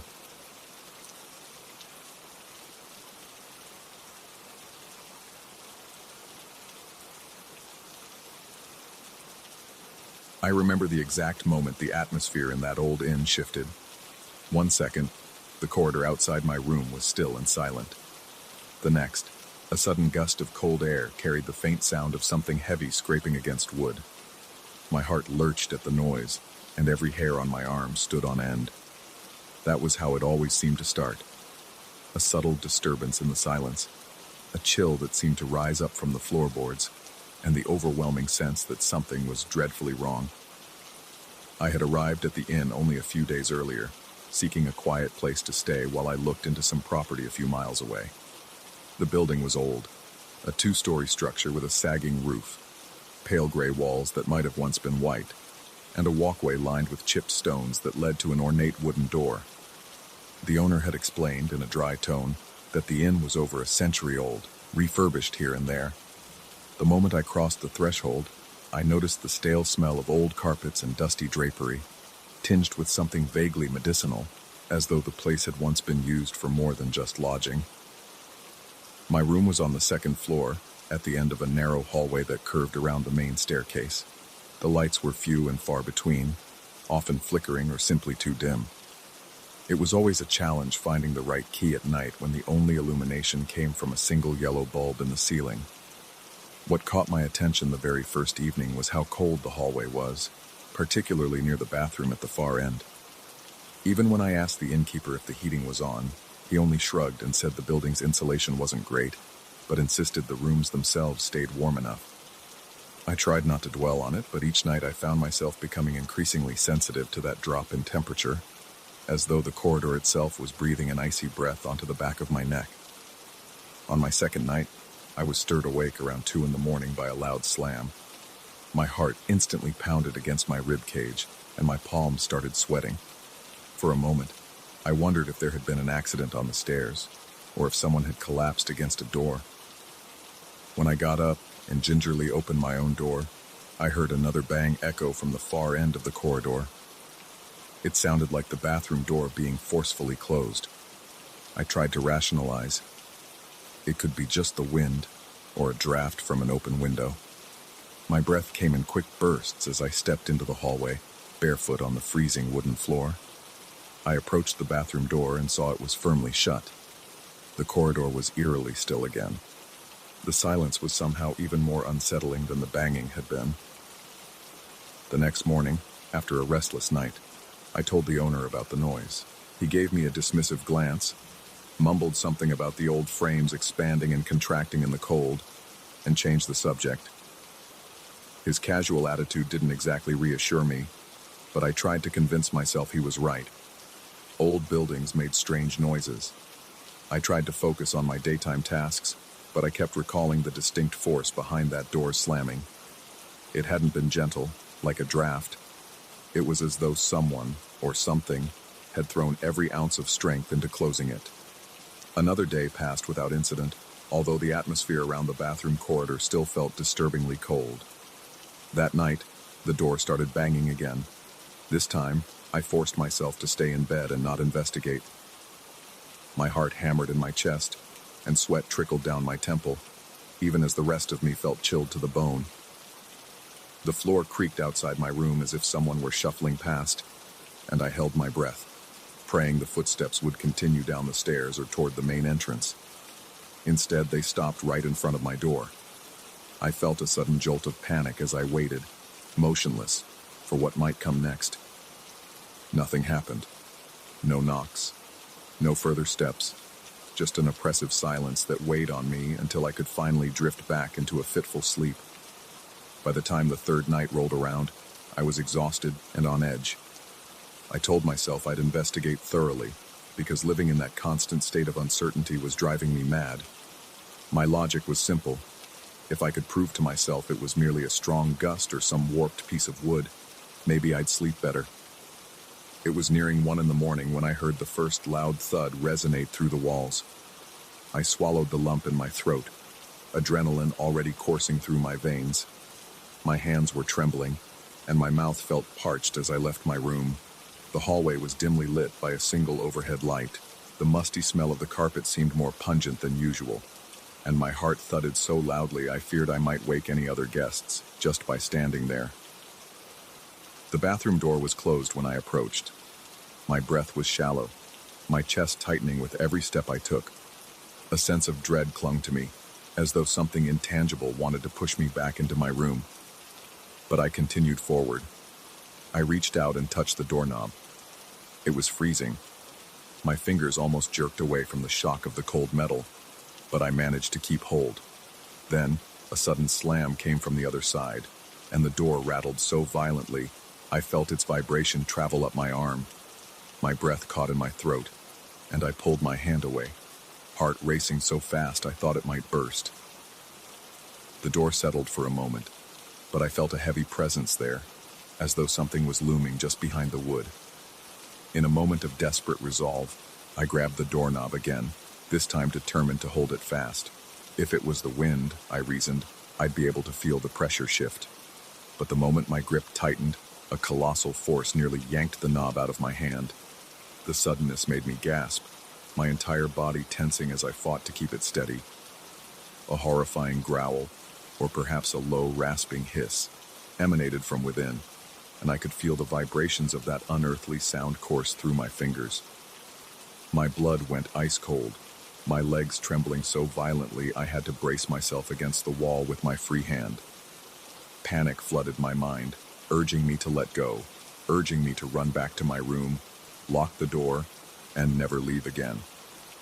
But a sliver of desperate curiosity kept me holding on. Then the pressure intensified, and the doorknob twisted violently in my grip. I lost control of my own hand, my fingers slipping as if the metal itself had turned slick. I let go in reflex, stumbling backward with a startled cry. The instant my hand left the knob, the door slammed shut with such force that I expected the entire frame to splinter. The sound boomed through the corridor, leaving a painful ringing in my ears. My chest was heaving by the time I regained my balance, cold sweat trickling down my back. There was no mistaking it now. Something was in there, something far more powerful than a mere draft. I fled to my room without hesitation, locking the door behind me and pressing my ear to the wood, my lungs burning with each rapid breath. Silence followed, almost mocking in its stillness. I barely slept that night, my mind racing with impossible explanations. Was I hallucinating, my senses sharpened by exhaustion and paranoia? Or was there truly a presence occupying that bathroom? The idea of a supernatural entity seemed absurd, but the sheer force I'd felt on that knob was undeniable. At certain moments, my own rational mind insisted I must have been half asleep and conjured that growl.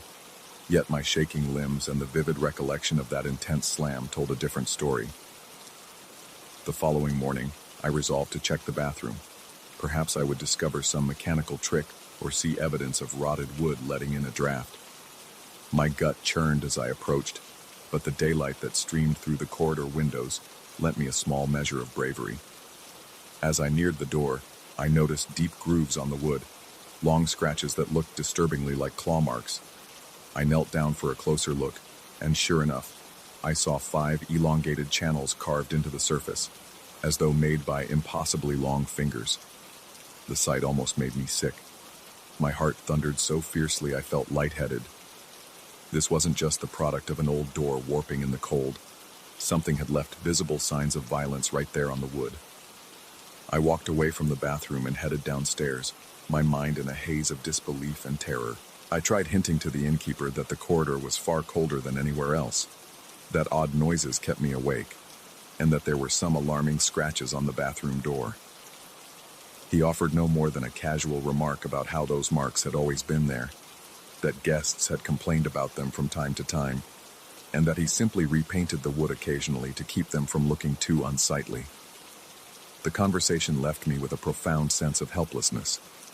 It was as if the place had some unspoken arrangement with its occupant, and everyone else just shrugged it off. That day, I avoided my room as much as possible. I lingered in the main lobby, which was marginally warmer and filled with antiques that rattled every time someone walked across the creaky floorboards. I glanced at the wide windows, noticing how the sunlight fell into the space, revealing floating dust motes and worn patterns in the threadbare rugs. I kept replaying the events of the previous night, heart pounding each time I recalled that monstrous growl. I felt trapped in a waking nightmare, unsure of whether I should pack up and leave immediately, or force myself to endure a final night to see if I could gather more information. That evening, as the sun began to sink behind the western hills, I caught a glimpse of the corridor from the base of the stairs. The hallway looked darker than ever, the lone bulb flickering as if it were struggling to stay lit. My mouth went dry, a feeling of dread swirling in my gut. I wanted to flee, but a perverse curiosity drew me back up those creaking steps. My head buzzed with the question, what if the cause was rational after all?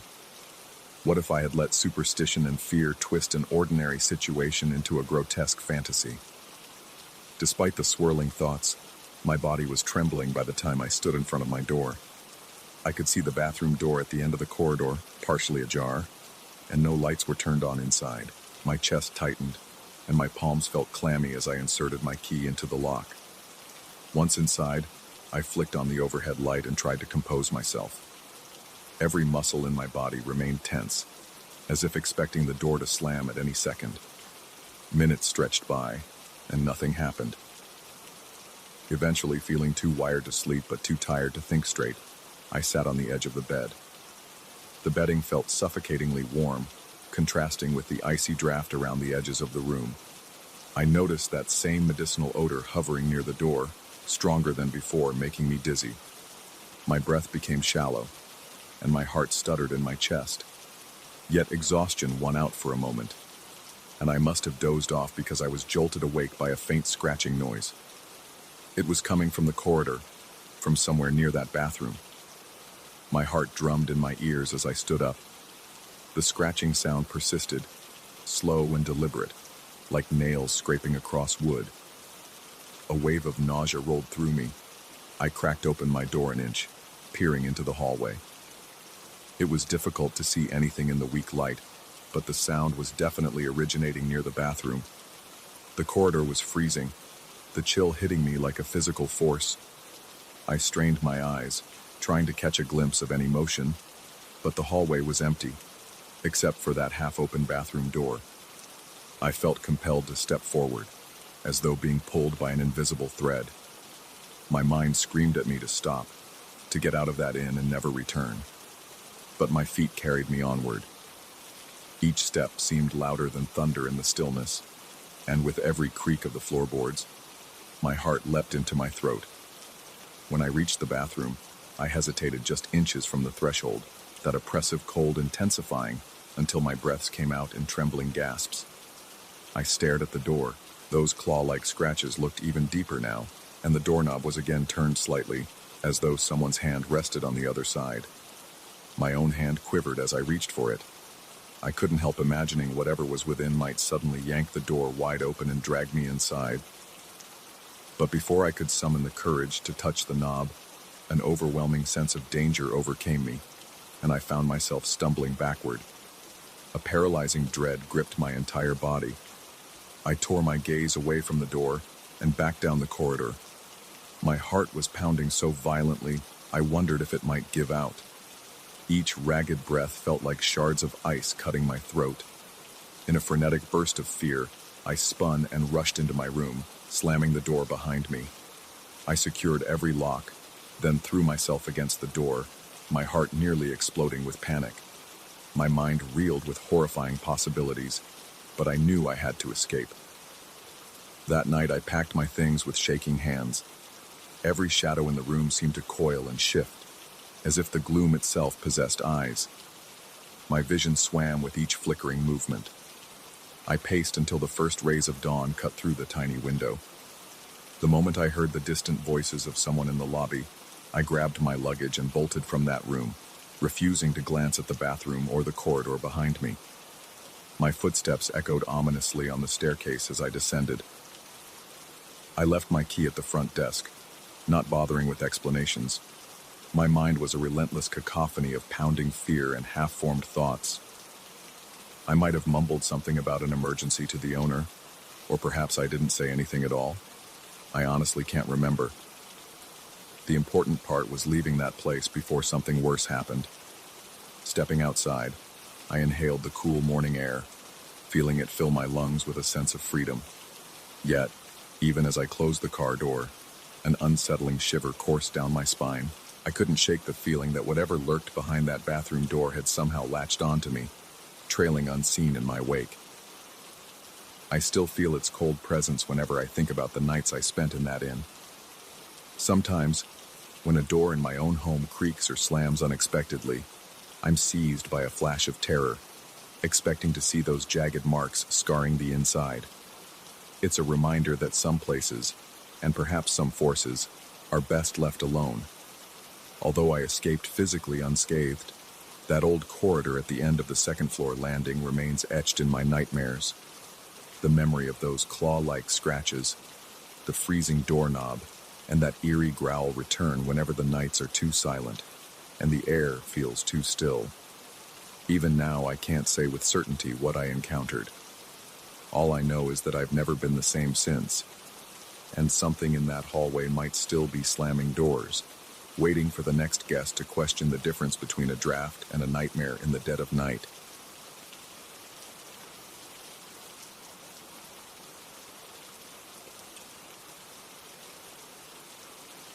I could feel something wrong from the moment I stepped onto the third-floor corridor that first night. The building was silent except for the faint hum of the overhead lights and the distant mechanical buzz from the air conditioning vents. Yet somehow the silence itself felt loud. There was a pressure in the air, as if the darkness had weight and density, pressing against my ribs and tightening around my lungs. My heart thudded faster than I cared to admit, and I found myself unwilling to glance behind me. It was like I already knew I was being watched, sensed by something that existed in the periphery of my vision and the edge of my consciousness. And it wanted me to look back, to acknowledge that I wasn't alone. I refused. Instead, I marched forward, knuckles white around my flashlight, heart hammering away with a nervous tempo. That was the first clue that my routine nights would never feel the same again. I work as a night security guard in this commercial building, a modern structure with pristine marble floors in the lobby, tinted glass doors, and a grand looming facade that brags about corporate success. During the day, it bustles with the energy of professionals walking swiftly through the halls, making calls, greeting each other with forced smiles. At night, it's my domain, or at least that's what I used to think. My shift starts at 10 in the evening and runs until 6 in the morning, and for the most part, the job is straightforward. I clock in, make rounds every couple of hours, monitor security footage, and occasionally chase out any stray individuals who've lingered too long. It's lonely work, but I've never minded solitude, until those nights when everything shifted. The first couple of nights around midnight, I heard something that didn't fit the usual pattern of mechanical clangs or echoing footsteps. It was a series of muffled laughs, as if multiple voices were sharing some private joke just a few paces away. At first, I wondered if perhaps cleaning staff had stayed longer than usual, or if some late-night employees were still in the building. But the moment I approached the corridor on the third floor, the laughter faded. Not gradually, like people trying to stifle their amusement, but instantly, like an audio track cut off. Each time I tried to pinpoint where it came from, all I found were deserted hallways and locked office doors. The lights remained dim, the air unnaturally still. I could feel the hair on my arms rise as I swept my flashlight over the walls, blank, white, and cold as a hospital ward. From then on, the laughter returned consistently, as if on schedule. It always started a few minutes before midnight, echoing through the corridors with a strange, distant quality. Each instance felt surreal. Sometimes it was a single, low chuckle. Other times it was a group of voices overlapping in mischievous glee. I grew more and more unsettled as the nights went on. My body responded with a primal wariness, making my pulse jump at every unexpected sound. An air vent turning on or a distant elevator ding. My breath would catch in my throat, and I often found myself standing dead still, ears straining to confirm that I'd really heard laughter, that I wasn't imagining the whole thing. But it happened again and again, enough times that I could no longer chalk it up to exhaustion. One night, I decided I needed evidence, something to prove I wasn't losing my mind. I turned on my phone's voice recorder before heading to the third floor.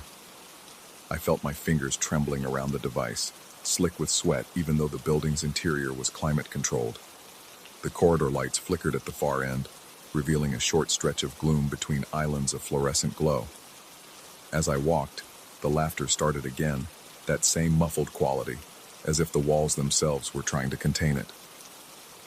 My skin prickled, and my heart began pounding like a drum. I muttered under my breath that if this was some prank, it was about to end. But deep down, I sensed it was far more sinister than a harmless joke. By the time I reached the end of the corridor, the laughter ceased, replaced by an unnerving silence. I strained to hear anything, footsteps, whispers, even breathing, but there was nothing except the hum of the lights. I replayed the audio on my phone, only to hear my own breathing, increasingly ragged and a few faint static pops. No trace of the laughter I had so clearly experienced with my own ears. That's when I felt a sudden chill on the back of my neck, like someone was exhaling cold air directly onto my skin. My muscles tensed, and it felt as if my blood froze in my veins. I spun around, flashlight in hand, sweeping the beam across the empty corridor. The overhead lights continued their indifferent flicker, revealing nothing. I was utterly, disturbingly, alone. There was another incident a few days later that escalated everything. It was slightly past midnight, and I was doing a routine patrol on the ground floor. I remembered I had left my jacket near the security desk, so I headed back to retrieve it. As I turned the corner, I caught a faint reflection in the glass entrance doors, a distorted shape behind me. It looked vaguely human, but elongated, with edges that seemed to blur as if the reflection were out of focus. My heart rate doubled in an instant. I whipped around, but once again the hallway was deserted. The reflection had vanished. I was left with a cold sweat that beaded on my forehead and dripped into my eyes, stinging with salt. My hands shook uncontrollably. I returned to my desk, trying to ground myself, telling myself I was only overtired, that my mind was playing tricks. Yet the building wouldn't let me rest. My sense of paranoia kept escalating. Doors that had been locked turned up inexplicably ajar. Lights that should remain on went dark for seconds at a time, only to flicker back with no power surge or recorded malfunction. Security cameras didn't catch anything unusual, at least nothing that I could confirm. Occasionally, I thought I glimpsed a shadow moving in the corner of the third-floor video feed, but when I replayed it, there was only static. I felt like a prisoner in an ever-tightening snare, every sense heightened and raw, expecting the next attack at any moment. I tried confiding in a coworker who handles the early morning shift. He laughed it off initially, suggesting I might be overthinking the natural sounds of the building at night. He said he had never heard anything unusual, never felt so much as a cold draft outside the norm of air conditioning fluctuations. Still, I pressed him to check the third floor. He shrugged and said he would, but never seemed to find any reason for alarm. He reported back with a casual attitude, remarking that I might need a break, some proper sleep. That stung, because I was sleeping just fine until these events started unfolding. And every time I returned to the building, the mere act of passing the threshold made my stomach clench, as if I were stepping onto cursed ground. The nightmares began creeping into my daytime rest. I would close my eyes and dream of endless corridors with flickering lights, of hearing that same muffled chorus of laughter echo behind every turn. In these dreams, no matter how fast I ran, I never got any closer to the source of the sound. It remained perpetually just out of reach, leading me deeper into twisting hallways. I'd wake up drenched in sweat, my sheets tangled around my legs, heart pounding like a jackhammer. My nerves were on edge throughout the day, and small sudden sounds, like a cell phone buzzing or a doorbell ringing, made me jump. I recognized I was unraveling but felt unable to stop the descent. Everything climaxed in a single night that still knots my stomach whenever I recall it. I arrived for my shift, nerves taut as piano wire. The manager on duty had left a note about an upcoming maintenance check. It felt reassuring to think actual people would be in the building soon, especially since I was starting to feel like I was the only living soul there after midnight.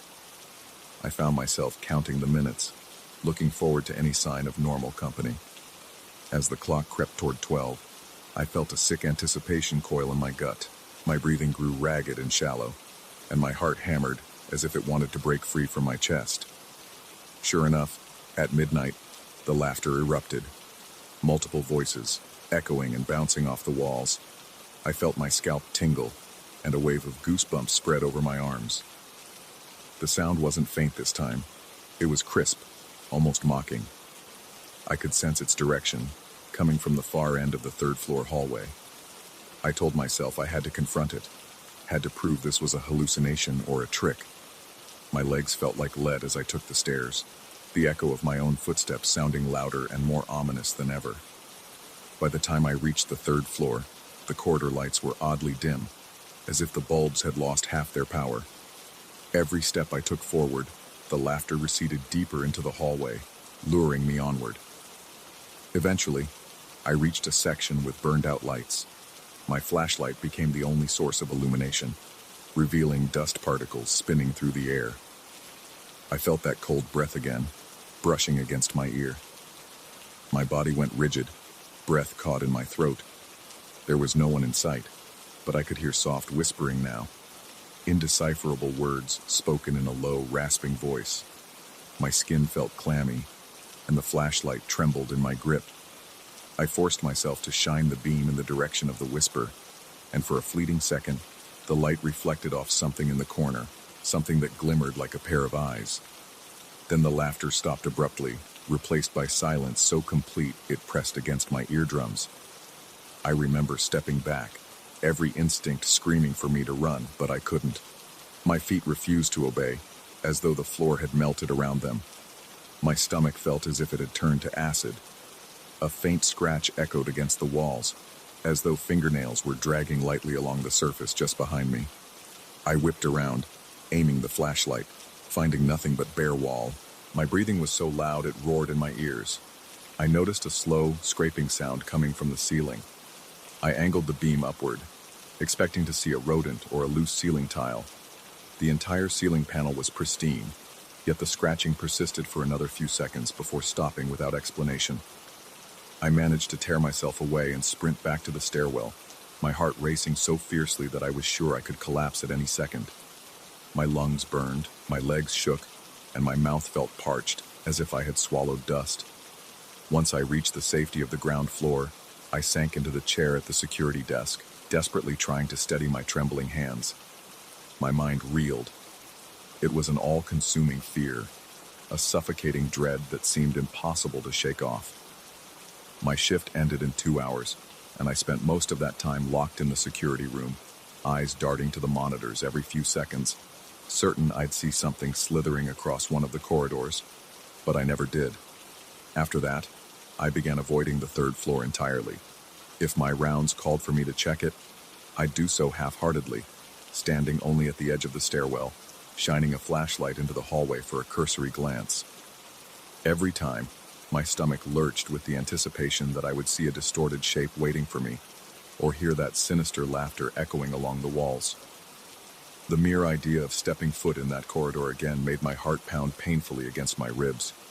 My breath would go ragged. Cold sweat would trickle down my back. It felt like the building itself was feeding on my terror, that my dread made whatever lurked there stronger. Last night marked the final straw. I heard a faint giggling precisely at midnight, but it sounded closer than ever, not confined to the hallway anymore.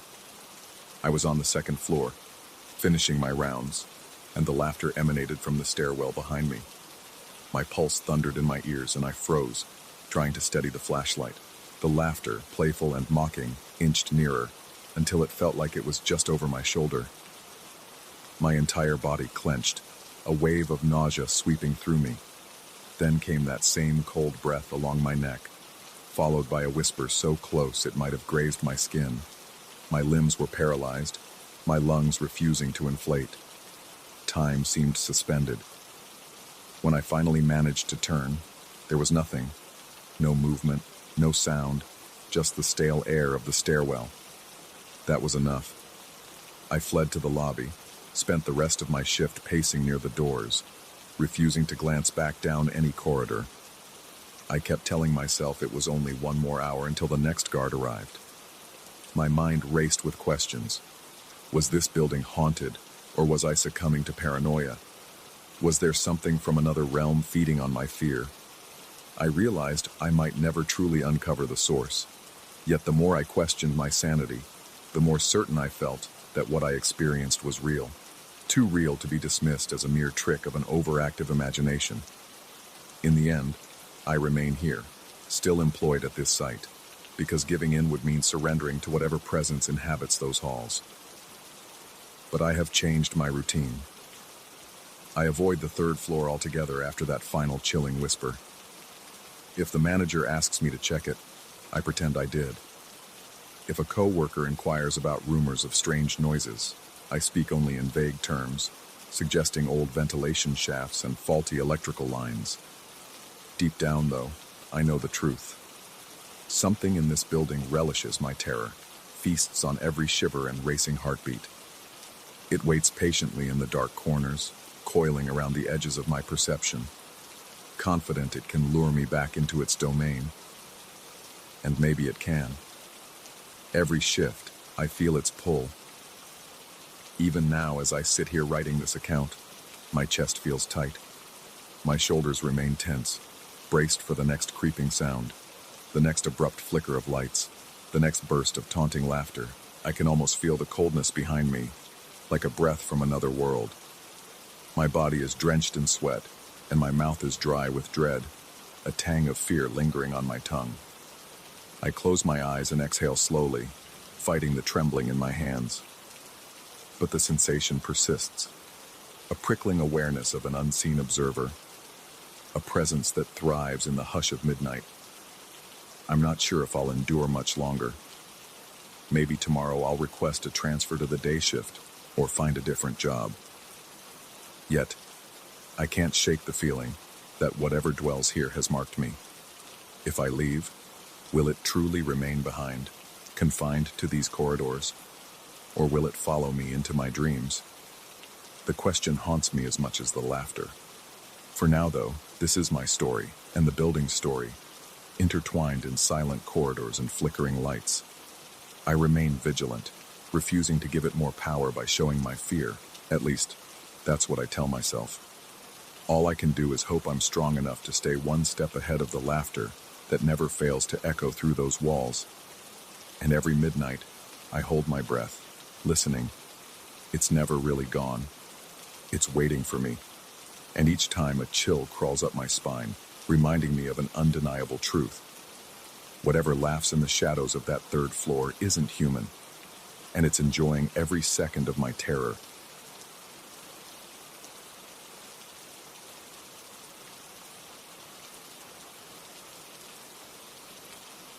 I noticed the first hint of wrongness as I passed the mirror in the corridor, my peripheral vision catching a flicker that didn't align with my own movements.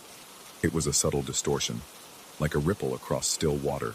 My heart lurched in my chest, a primal reaction that told me something was off.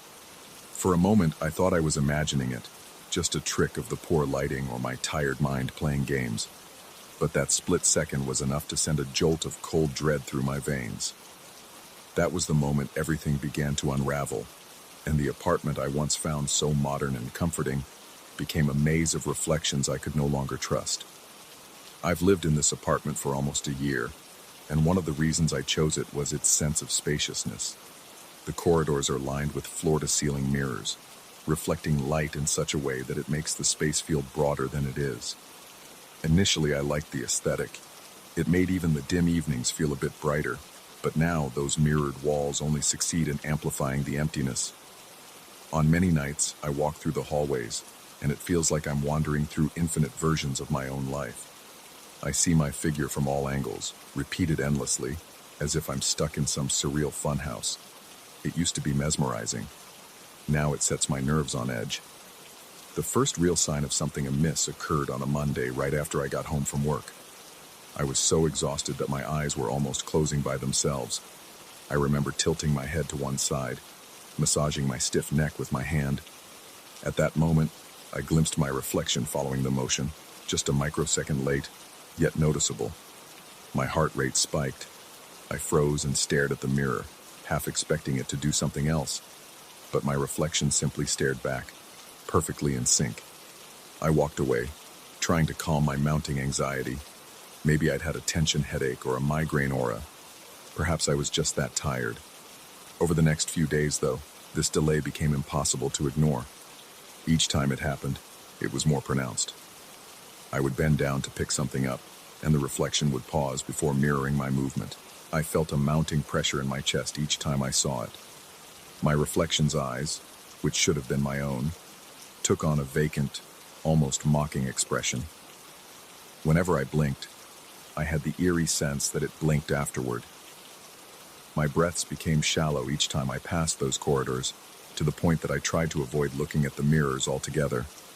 But in an apartment dominated by reflective surfaces, that became nearly impossible. I told myself it was all in my mind. Maybe the stress of my job was reaching an all-time high. I had a vague recollection of an article I read about Alice in Wonderland syndrome, where perception of one's reflection could distort under extreme stress. Or perhaps it was just the poor lighting combined with eye strain.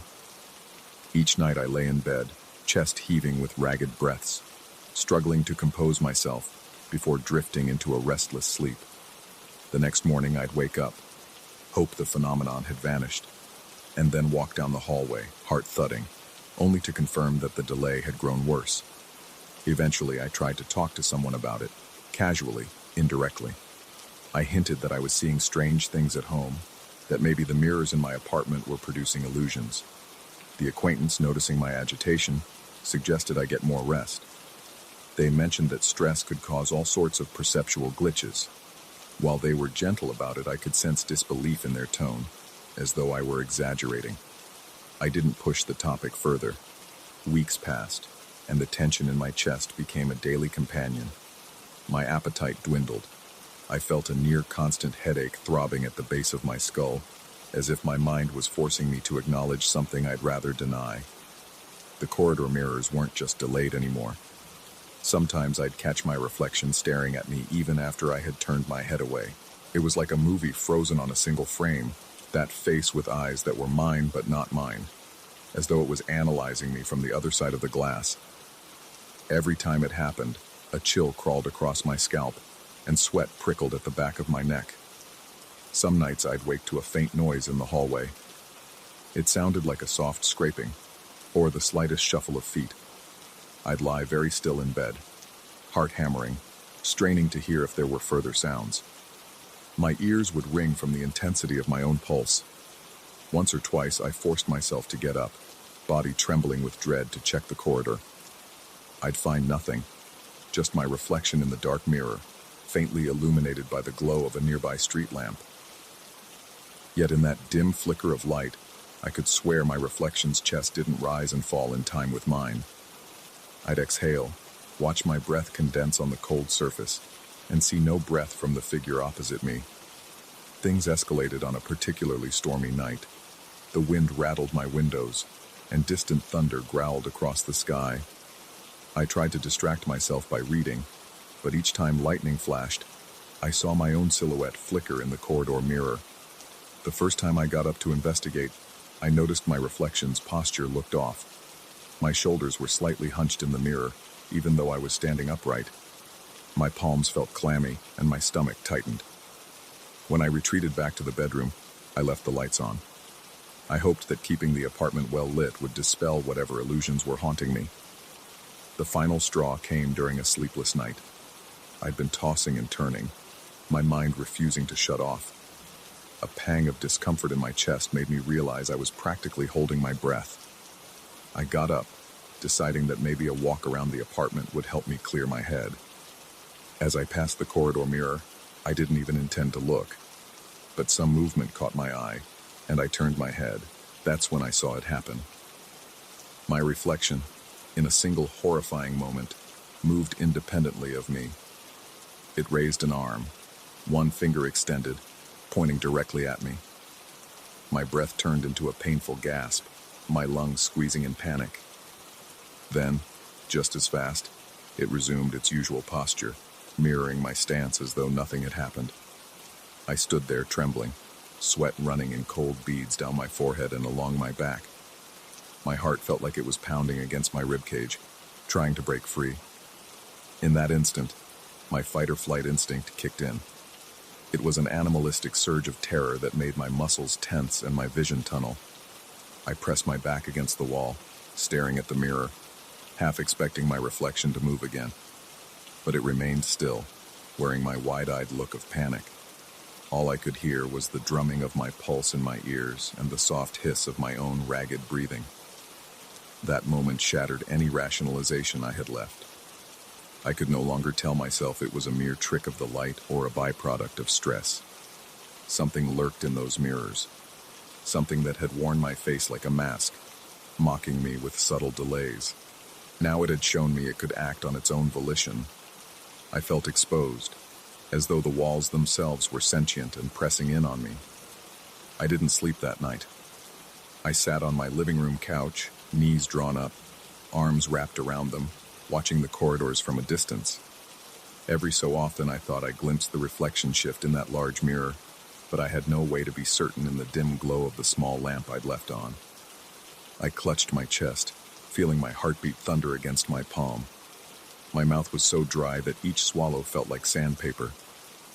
In the following days, I avoided going home until late at night, preferring the company of fluorescent lights in all-night diners or the blank stares of people on the last subway trains. I'd nurse a cup of coffee, though my nerves were so frayed that the caffeine did me no favors. My hands shook to the point that I struggled to hold the mug without spilling. One evening, I overheard someone mention how illusions can stem from the subconscious, and I briefly wondered if this was all some manifestation of deep anxiety. But then I'd remember the reflection pointing at me, moving like a puppet that had briefly cut its strings, and the logic fell apart. When I finally did enter my apartment, I made sure to switch on every light and keep my eyes fixed on the floor.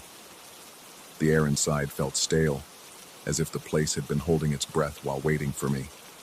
My gut twisted with apprehension, and an unsettled weight pressed down on me.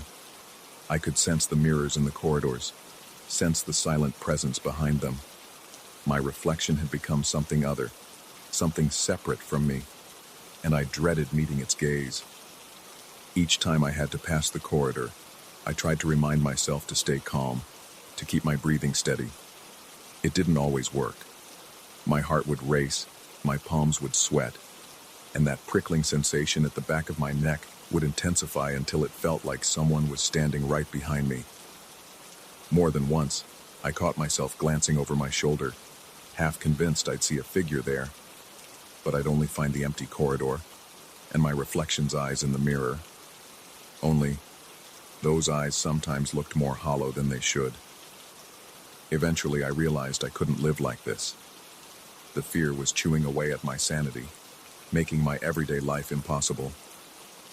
I considered calling a professional, someone who could at least remove the large mirrors, but I couldn't shake the feeling that the reflection wanted me to do something, acknowledge it, confront it, or maybe challenge it.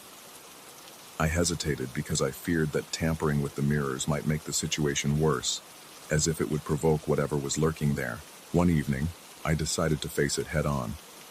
I told myself I would stand before the corridor mirror, stare directly into my own eyes, and see what happened. If my reflection was indeed something else, then I'd meet it. I have no idea if that was bravery or desperation. Probably both. My body felt charged with adrenaline, limbs tight and alert. My skin tingled, and my breaths came in quick, shallow bursts. I switched off all the lights except one small lamp near the corridor, casting a warm but weak glow on the mirror's surface. I stepped in front of it, feet planted firmly on the hardwood floor.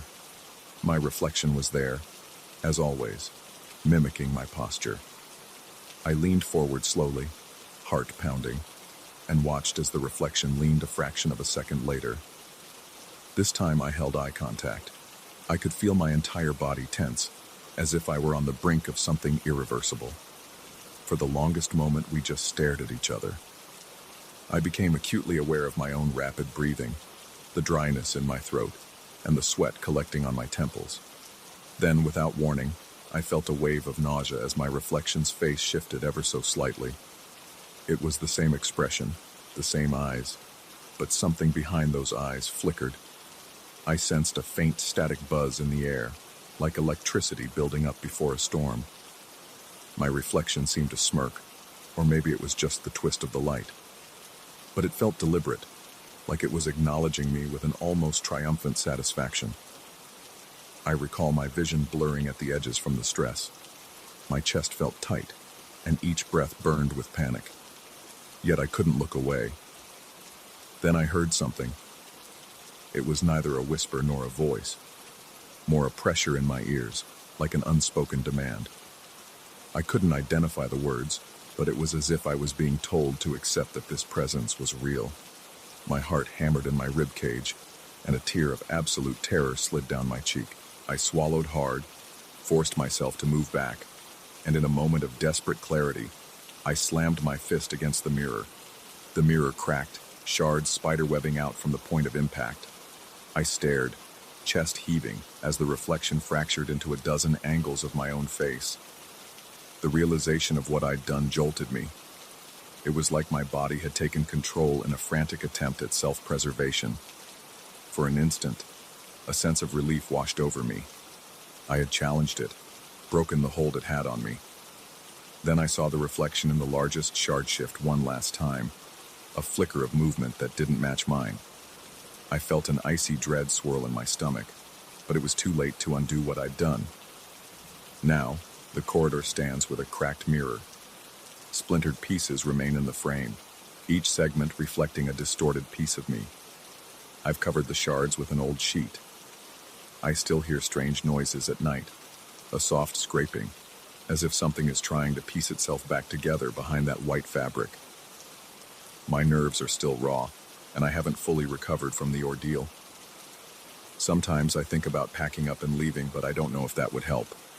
The sense of being watched hasn't disappeared.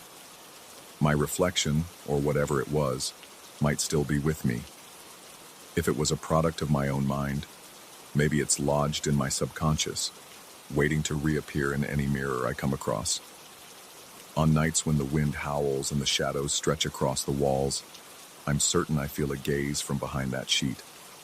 My heart pounds until I wonder if I'll pass out. I can't bring myself to remove the cloth.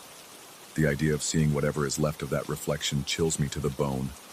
I still catch my breath whenever I pass by, half expecting a hidden hand to shoot out from beneath the fabric and grab me. If I look at any mirror for too long, at work, in stores, anywhere, I sense a minuscule hesitation in my reflection's eyes. Perhaps I'm just hyper-aware now, spooked by my own recollections. Or maybe, once you crack the boundary between yourself and the other side, That boundary can never be sealed again. I don't know where it all leads from here, but I'm determined to find a way to exist without letting this terror consume me. Every day, I force myself to walk through my home. Each step tests my courage, each reflection in smaller surfaces, like the microwave door or the black screen of my television, makes my heart skip a beat. But I press on. The apartment is still mine, and as much as I dread the corridors, I refuse to surrender entirely to fear. For now, I remain vigilant, scanning reflections out of the corner of my eye. I carry with me the memory of that moment when my reflection pointed at me, and that memory alone is enough to make my skin crawl. The mere thought of it surges a shot of adrenaline through my veins, reminding me that some things can't be explained away by logic or exhaustion. The sheets remain draped over the broken mirror, and a suffocating hush hangs around it. The tension still lingers in the air, like a bruise that refuses to fade. Sometimes, late at night, I think I hear a slight shift of glass under the cover. My heart pounds, but I can never quite find the courage to look. Maybe I'll move out one day, or maybe I'll manage to muster the strength to remove that mirror entirely. Until then, all I can do is endure the lingering dread and keep myself from spiraling into madness. I haven't told anyone else about this incident. Not really. Part of me doubts they would believe it. Part of me fears their reactions if they did. So here I am, in this apartment that's both my refuge and my prison. The corridor stands quiet, its mirrors either covered or carefully avoided, but the memories remain. Despite the terror, I've learned to live with the uncertainty, with the possibility that something may lurk just beyond my reflection. I don't have all the answers, and I can't say for sure if my mind is playing tricks or if something supernatural truly inhabits those glossy surfaces. What I do know is that every time I catch a fleeting delay in any reflection, my pulse skyrockets, and I remember that things aren't always what they seem. The mirrors may stay cracked, but that creeping sense of being watched persists. Perhaps that's the most horrifying truth of all, that once you've witnessed your reflection move on its own, you can never again be certain of what's looking back at you.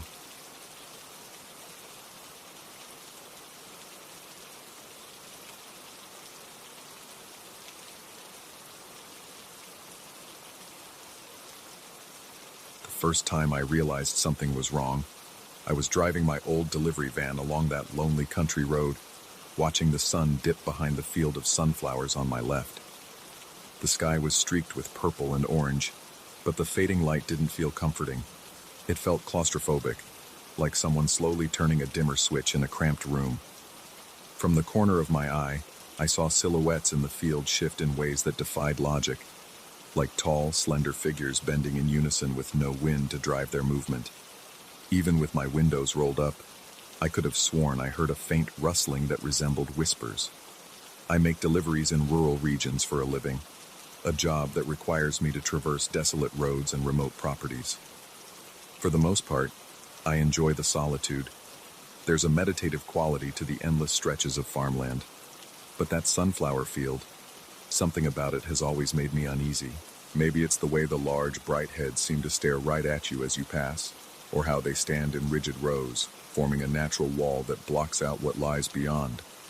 If you tried to see past them, you'd find only pitch darkness after sundown. Every weekday evening I cover the same route, passing that particular field around dusk. Usually I keep my eyes on the road, focusing on the next stop or listening to the engine rumble to make sure it's not about to give out. But over the past few weeks, I noticed the sunflower's shadows on the asphalt seemed to stretch farther than any normal plants should.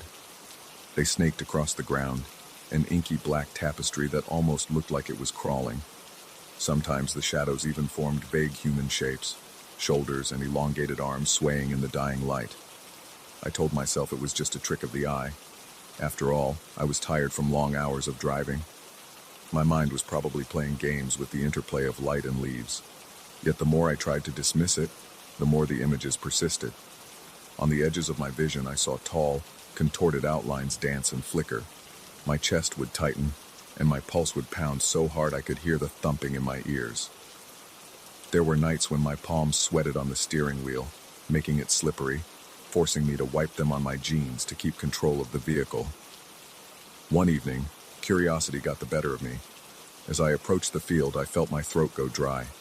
The sun was nearly gone, leaving a sickly orange glow on the horizon. I pulled over to the shoulder and shut off the engine. The instant quiet was jarring.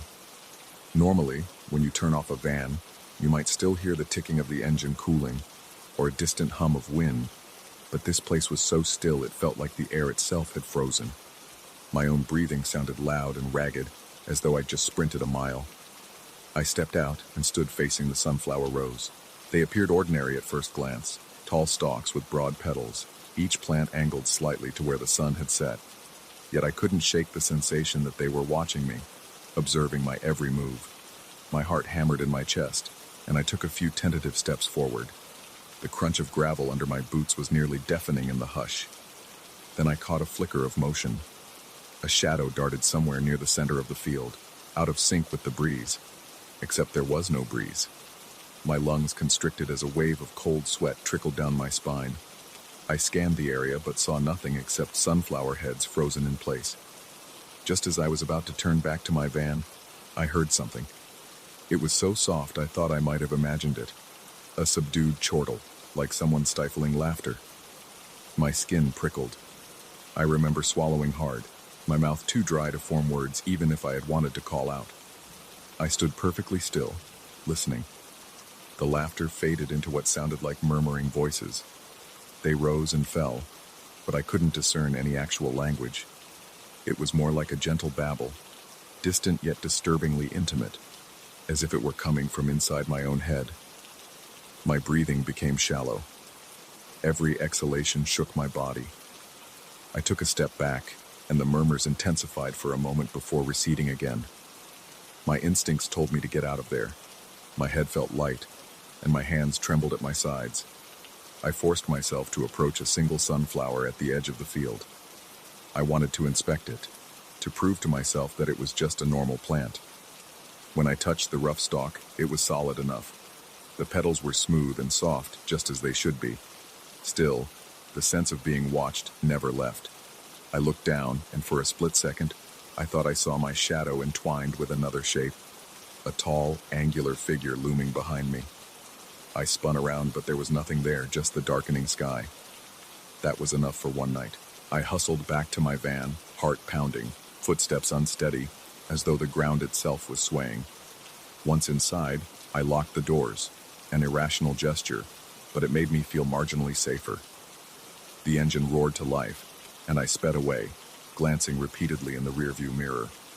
In that mirror, I saw hints of movement in the field, like something leaning out from between the rows. The shape dissolved whenever I focused on it, but I was absolutely convinced the shadows were following me, keeping pace until I hit a certain distance. Even then, I could still sense them lingering at the boundary of my vision. Over the next few days, my routine became punctuated by dread. I'd start to sweat in the early afternoon, knowing I'd eventually have to drive past that field at sundown. My hands quivered, and my stomach coiled in knots whenever I thought of stopping there again. But ignoring it only magnified the unease. I tried telling a colleague about it in a roundabout way. He said something dismissive about me working too many hours. His words were practical, urging me to take some time off or get more sleep. I nodded in agreement, but deep down, I knew I hadn't imagined those murmurs or that eerie, bone-deep feeling of being scrutinized. One night, as I approached the field, I decided to turn on my high beams, illuminating the long stalks with harsh white light. For a fraction of a second, I glimpsed shifting figures among the rows. They were slender and elongated, and they recoiled from the light as if it burned them. My heart leaped into my throat, and my foot slammed the brake. When the lights finally stabilized, everything looked normal again, just flowers and leaves. But I couldn't shake the thought that I had briefly seen silhouettes standing upright, their limbs bending in ways that defied human anatomy. I gasped for air, my breath so labored I could feel it scraping my raw throat. It was then that I truly questioned my own sanity. Was I hallucinating from fatigue, or was there something in that field? After that incident, I tried a different route home, one that was longer and required me to endure a winding gravel path full of potholes. But soon enough, my boss noticed the extra gas charges and longer times on my log. He asked me, in an indirect way, whether I was having trouble. I gave a vague answer about construction on the usual road. He didn't believe me, but he let it slide. Yet I knew I couldn't avoid the sunflower field forever. I had deliveries to make, a job to keep. When I returned to the old route, I tried crossing it earlier in the day. That worked a few times, but eventually I got delayed by a late pickup. By the time I was approaching the field, the sky was an unsettling gray, tinged with an impending storm.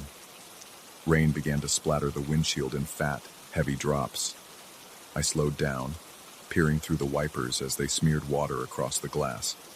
The sunflowers appeared darker in the storm's half-light, their once vibrant petals dulled and shrouded in gloom. A clap of thunder shook the van, and lightning streaked across the sky. In that brief flash, I saw the entire field light up like a surreal photograph. The shadows between the rows seemed to multiply, twisting and writhing. Something inside me snapped, and I felt an overwhelming urge to confront whatever was lurking there. My breath was ragged with both fear and a strange determination. I pulled over once again, ignoring the pounding rain, ignoring the tightness in my chest that warned me to flee. Stepping out of the van, I felt the downpour drenching me instantly. The air smelled of wet earth and charged electricity. My boots sank into the soggy ground with every step. The thunder roared overhead, and every crack of lightning revealed fleeting shapes between the stalks. It felt like stepping onto a stage set for a nightmare I couldn't wake from. My heart pounded so ferociously it almost hurt. My fingers trembled so badly that I had to clench my hands into fists to maintain any sense of control. As I moved deeper into the field, the rain slackened slightly, but the gloom thickened. The tall sunflowers loomed on either side, forming corridors that seemed to shift and warp. I couldn't see beyond the next row, and the path behind me was swiftly swallowed by darkness. The murmurs started again, softer now, as if beckoning me forward rather than warning me away. I wiped rain from my face, swallowing a metallic taste in my mouth that might have been blood from biting my lip, or perhaps just the tang of adrenaline. The further I ventured, the more the shapes in my peripheral vision intensified. They flickered in and out of view like living shadows, blending with the stalks and leaves so thoroughly that I questioned whether they were part of the plants or something else entirely.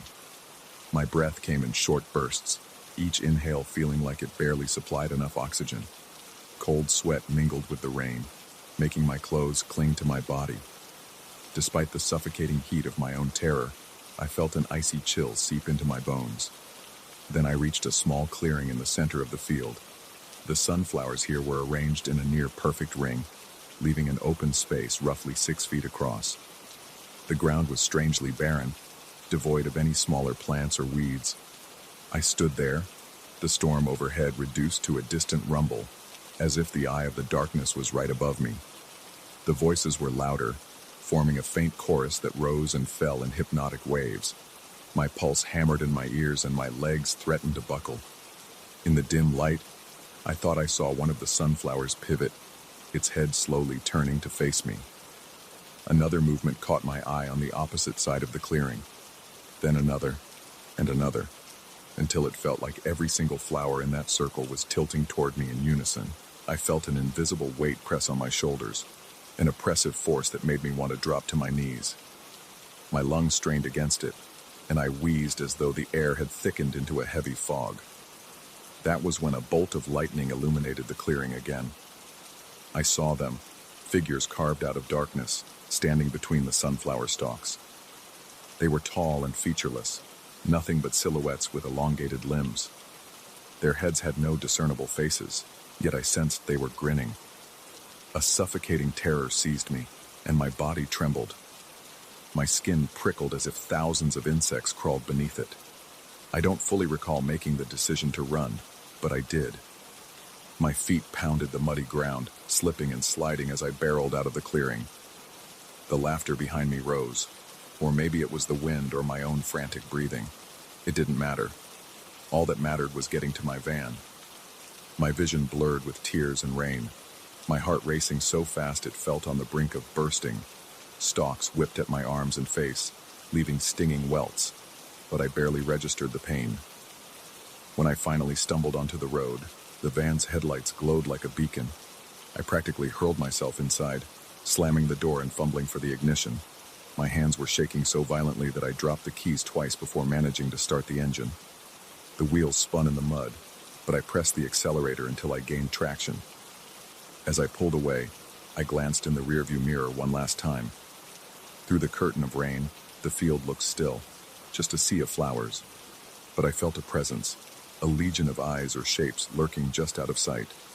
I sped for miles, not easing off the gas until I reached the main highway. Even there, my heart refused to settle. Each passing vehicle's headlights caused me to flinch. Every rustle of wind against the windows made me jolt. I drove in tense silence, drenched and shaking, until I finally parked in front of my home. It took me a long time to shut off the engine, even longer to convince myself that leaving the vehicle was safe. To this day, I'm not entirely certain what I encountered. Part of me insists it was all in my head. Stress, lack of sleep, overactive imagination, a play of light and shadows. But a deeper part of me knows better. Something in that field recognized me, beckoned me, and threatened me all at once. Although I've since altered my delivery route permanently and found an excuse that satisfied my boss, I can't drive through any rural area without feeling a spike of unease. If I so much as glimpse a row of sunflowers, my stomach twists into knots, and I feel an unmistakable prickle at the nape of my neck. I still have nightmares. In them, I'm surrounded by impossibly tall sunflowers that whisper my name. Their shadows detach from the stalks to reach for me, and I'm paralyzed, unable to scream or flee. When I jolt awake, drenched in sweat and gasping for air, the sense of dread lingers like a physical weight on my chest. I keep the lights on in my bedroom now, no matter how high the electric bill climbs. Even as I try to move past it, a question gnaws at me. What if those shadows were more than illusions? The notion sends a chill through me that no amount of light or logic can dispel. I'm not sure I'll ever have a satisfying answer, and maybe that's the true horror of it. The not knowing, the perpetual sense that something unspeakable hides just beyond the comforting glow of day. Every so often, on quiet nights, I find myself replaying that stormy encounter. And in the silence of my living room, I think I hear distant laughter, like static in the walls.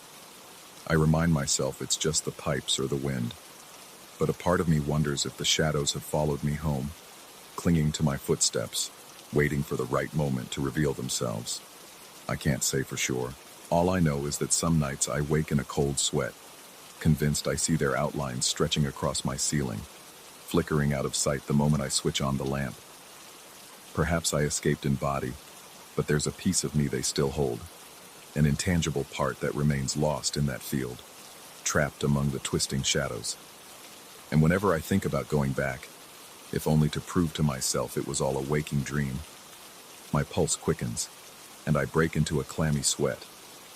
Because deep down, I fear that if I ever return, I won't be able to leave a second time. So for now, I lock my doors, keep my windows shut at night, and pray that whatever lurks among those sunflowers stays there. Yet I can't ignore the subtle anxiety humming beneath my skin, the uneasy feeling that the shadows are never really gone. They're just biding their time.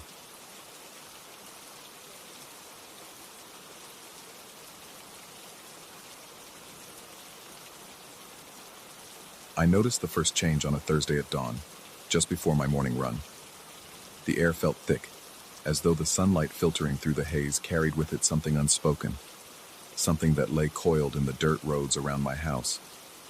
At that early hour, there were no birds calling, no wind in the trees, only a stillness broken by my own ragged breathing as I stepped outside.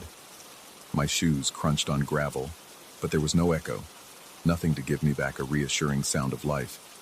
It was in that disquieting silence that I realized the old metal road signs, the battered, rust-flecked ones that lined every dirt path for miles, looked different. They seemed to be pointing in another direction. I tried to shake it off at first. Maybe someone from the county road department had come out overnight, or maybe a passing car had bumped the signpost. But as I began my usual route, I counted half a dozen signs that appeared subtly misplaced. All pointed in an odd orientation, not quite random, but not logical either. Each time I passed one, a sense of unease settled deeper into my chest, like a weight pressing down on my ribcage. There was no wind. I remember distinctly how the leaves on the trees hung motionless, and yet each sign stood angled, as if deliberately twisted by a careful hand. I've lived near these dirt roads for years, ever since I decided city life was too claustrophobic. I wanted the quiet of nature, the freedom to step outside and see open skies. But that morning, the openness of the farmland and the tangled network of dusty roads felt oppressive, as though I were being watched by something older than I could comprehend. My chest tightened as I jogged past the last sign before turning back. I felt a jolt of alarm.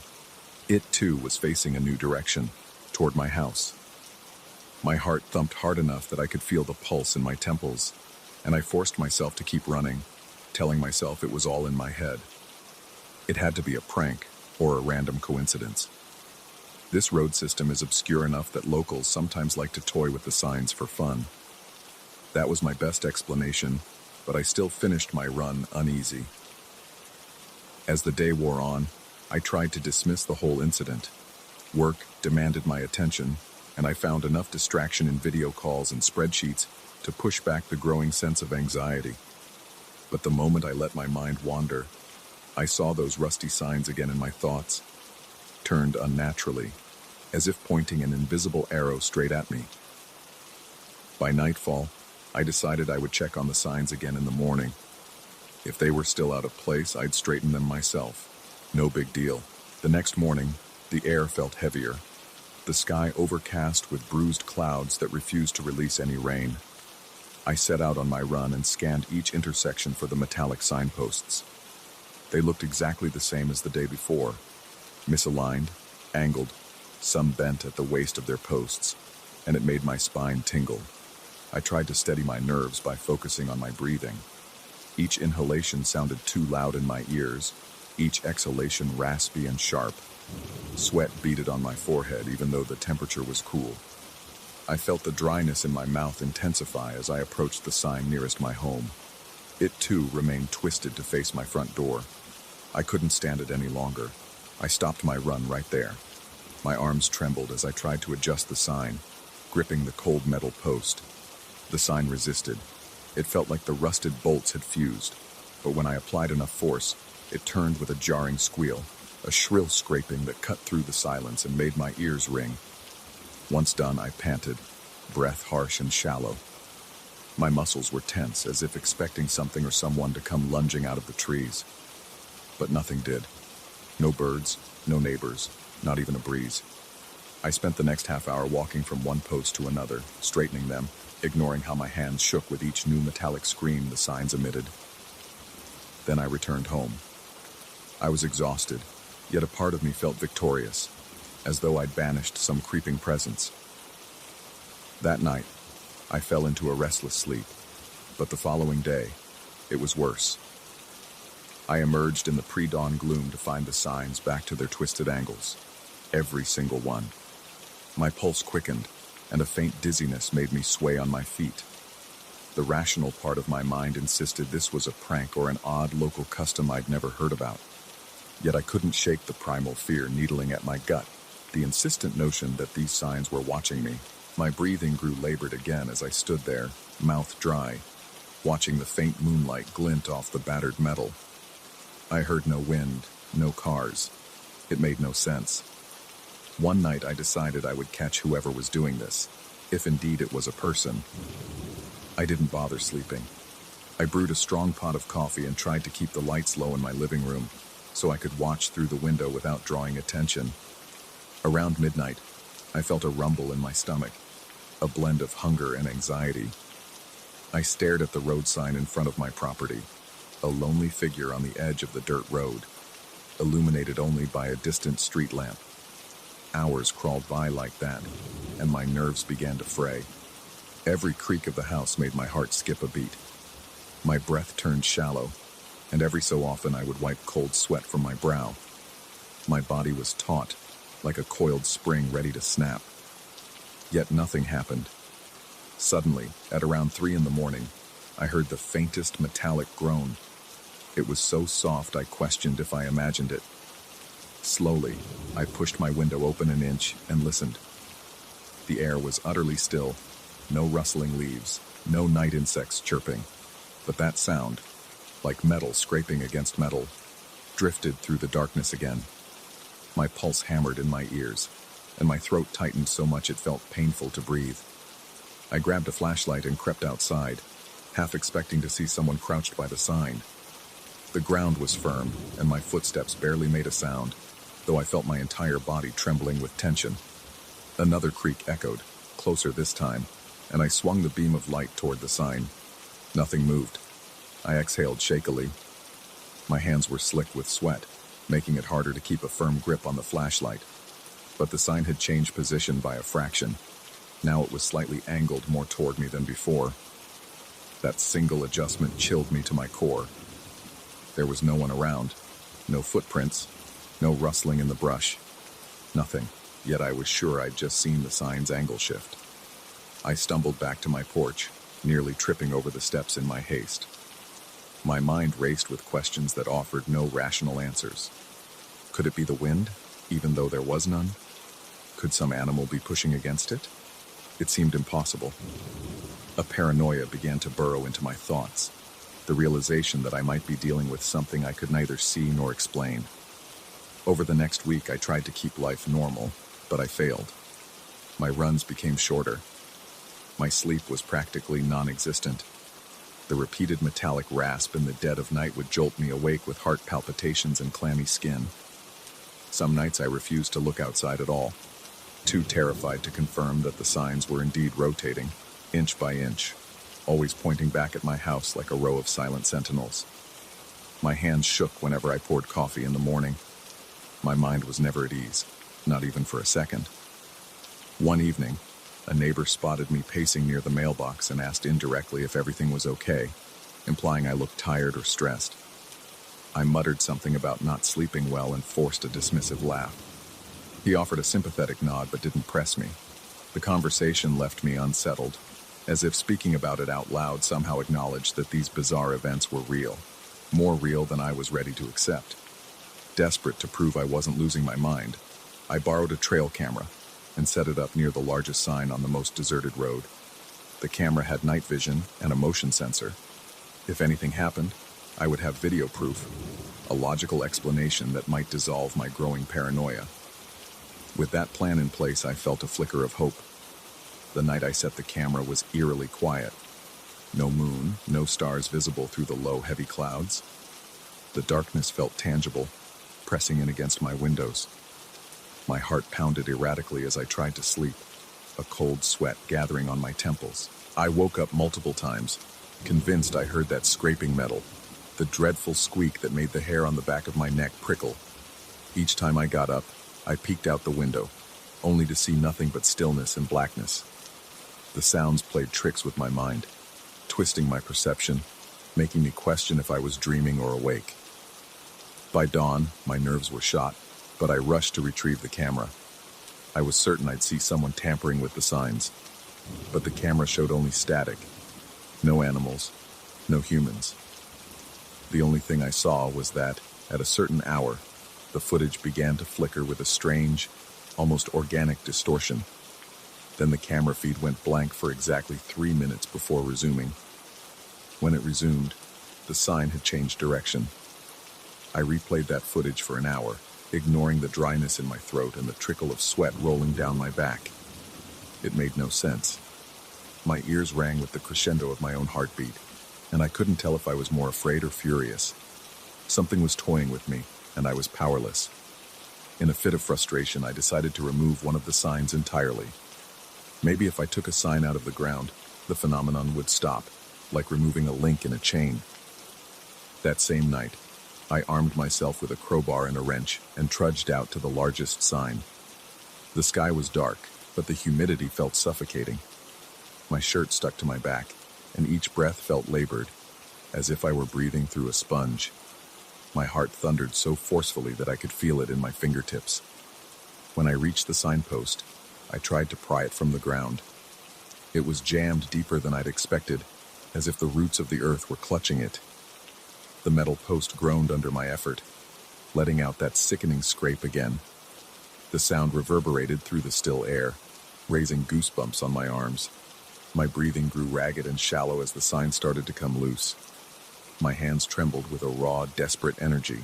Finally, with a final grunt, the sign tore free from the dirt. For a moment, relief flooded me, followed immediately by a piercing sense of wrongness. I stood there holding that battered, rusted sign, panting in the darkness. The wind picked up for the first time in days, but it felt unnatural. A sudden gust that rattled the surrounding trees, swirling dust into the air. In that swirl of dust, I caught a glimpse of something intangible, like a faint human silhouette that vanished before I could process what I was seeing. Terrified, I stumbled back, sign in hand. My head spun. I tried to steady myself, but my legs felt rubbery. I had the horrible sensation that I was not alone. A faint presence, or maybe a subtle vibration in the earth, seemed to ripple around me. My chest was so tight I could barely inhale, and my skin went cold despite the warm night. I think I whispered something like, "This can't be real," but my own voice sounded distant and foreign to my ears. I sprinted home, adrenaline igniting every muscle in my body. That night, I slept with the sign on my porch, telling myself I would dispose of it in the morning. Yet my sleep was broken by nightmares. I dreamed the sign was thrashing on its own, squealing and turning as though possessed by a malevolent force. Each time I jolted awake, my heart hammered painfully. I felt pinned down by dread, drenched in sweat, my lungs aching for air. By dawn, my plan was to drive the sign to the dump. But when I went out to the porch, the sign was gone. The imprint on the wooden planks was there, but the metal shape had disappeared without a trace. I was left with nothing but a faint outline in the layer of dust where it had lain. My arms and legs began to quake, and a wave of nausea surged through me. I couldn't decide if I was more furious at the intrusion or absolutely petrified by the impossibility of it all. I took the rest of that day off from work, convinced I had to do something drastic. Maybe leaving entirely was the answer, at least for a while. I packed a bag, threw it in my trunk, and resolved to drive far enough away that I wouldn't sense this ominous presence. As I turned onto the main road, I passed those remaining signs, each angled in that eerie, deliberate way. Every single one pointed toward my house, as though to say, "We know where you live. You can't hide." My breath came in shallow gasps, and my palms slicked the steering wheel. I felt a tingling in my chest, a near panic that threatened to clamp down on my lungs. The farther I drove, the more I sensed some intangible cord stretching between me and the signs, as if they were watching my departure with a silent, dreadful patience. Even so, I continued on. When I reached the highway, I glanced in the rearview mirror. The last sign at the edge of the rural route was twisted in a harsh angle that mirrored all the others. The reflection in the mirror warped it into a looming shape, a beckoning finger of rusted metal.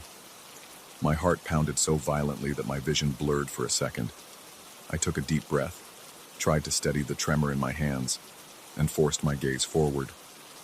The road ahead was open, bright with the rising sun, yet the weight of dread never left my chest. It clung to me like a shadow. I don't know if I'll ever truly escape the sense that those signs are still watching. I've tried telling myself it's just old metal and local pranksters, but the memories of those nights, those incessant creaks, the haunting angles, the sign that vanished from my porch, linger in my mind like a living thing. Even now, far from home, I swear I can feel a subtle tension in my surroundings, as if at any moment I might look out the window and see a warped, rusted sign facing me. And I wonder if, somewhere in the silence of those dirt roads, they're still shifting in the dark, twisting inch by inch, pointing back to where I am, always letting me know they haven't given up. That final realization is the most unsettling of all, that I might outrun them physically, but I can't unbind myself from their gaze. The signs are part of the landscape, part of something deeper, older, perhaps, than the roads themselves. I feel it in the tension at the base of my skull, and in the cold sweat that breaks out whenever I recall that first creak of metal. I have no proof of what happened beyond my own experience, but every time I close my eyes, I see them turning, twisting, realigning, waiting for me. It leaves me uneasy, never able to stand still for too long. And every so often, late at night, even in a new place, I'm jolted awake by a sound I can't explain. A low, grating squeal that shoots ice through my veins. I lie there, silent, trying to convince myself it's just a dream. But deep down I know. They're out there, rusted watchers in the dark, watching, waiting. And some things, once they've chosen you, never truly let you go.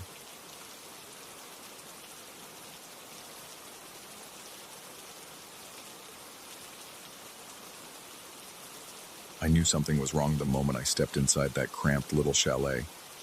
The air felt thick, weighted by a palpable tension that seemed to coil around my lungs. My pulse quickened the instant I shut the door behind me, and every hair on the back of my neck prickled in response to some invisible warning. It was supposed to be a refuge, a quiet spot in the wilderness where I could finally catch my breath. Instead, it felt like a slow descent into a nameless dread.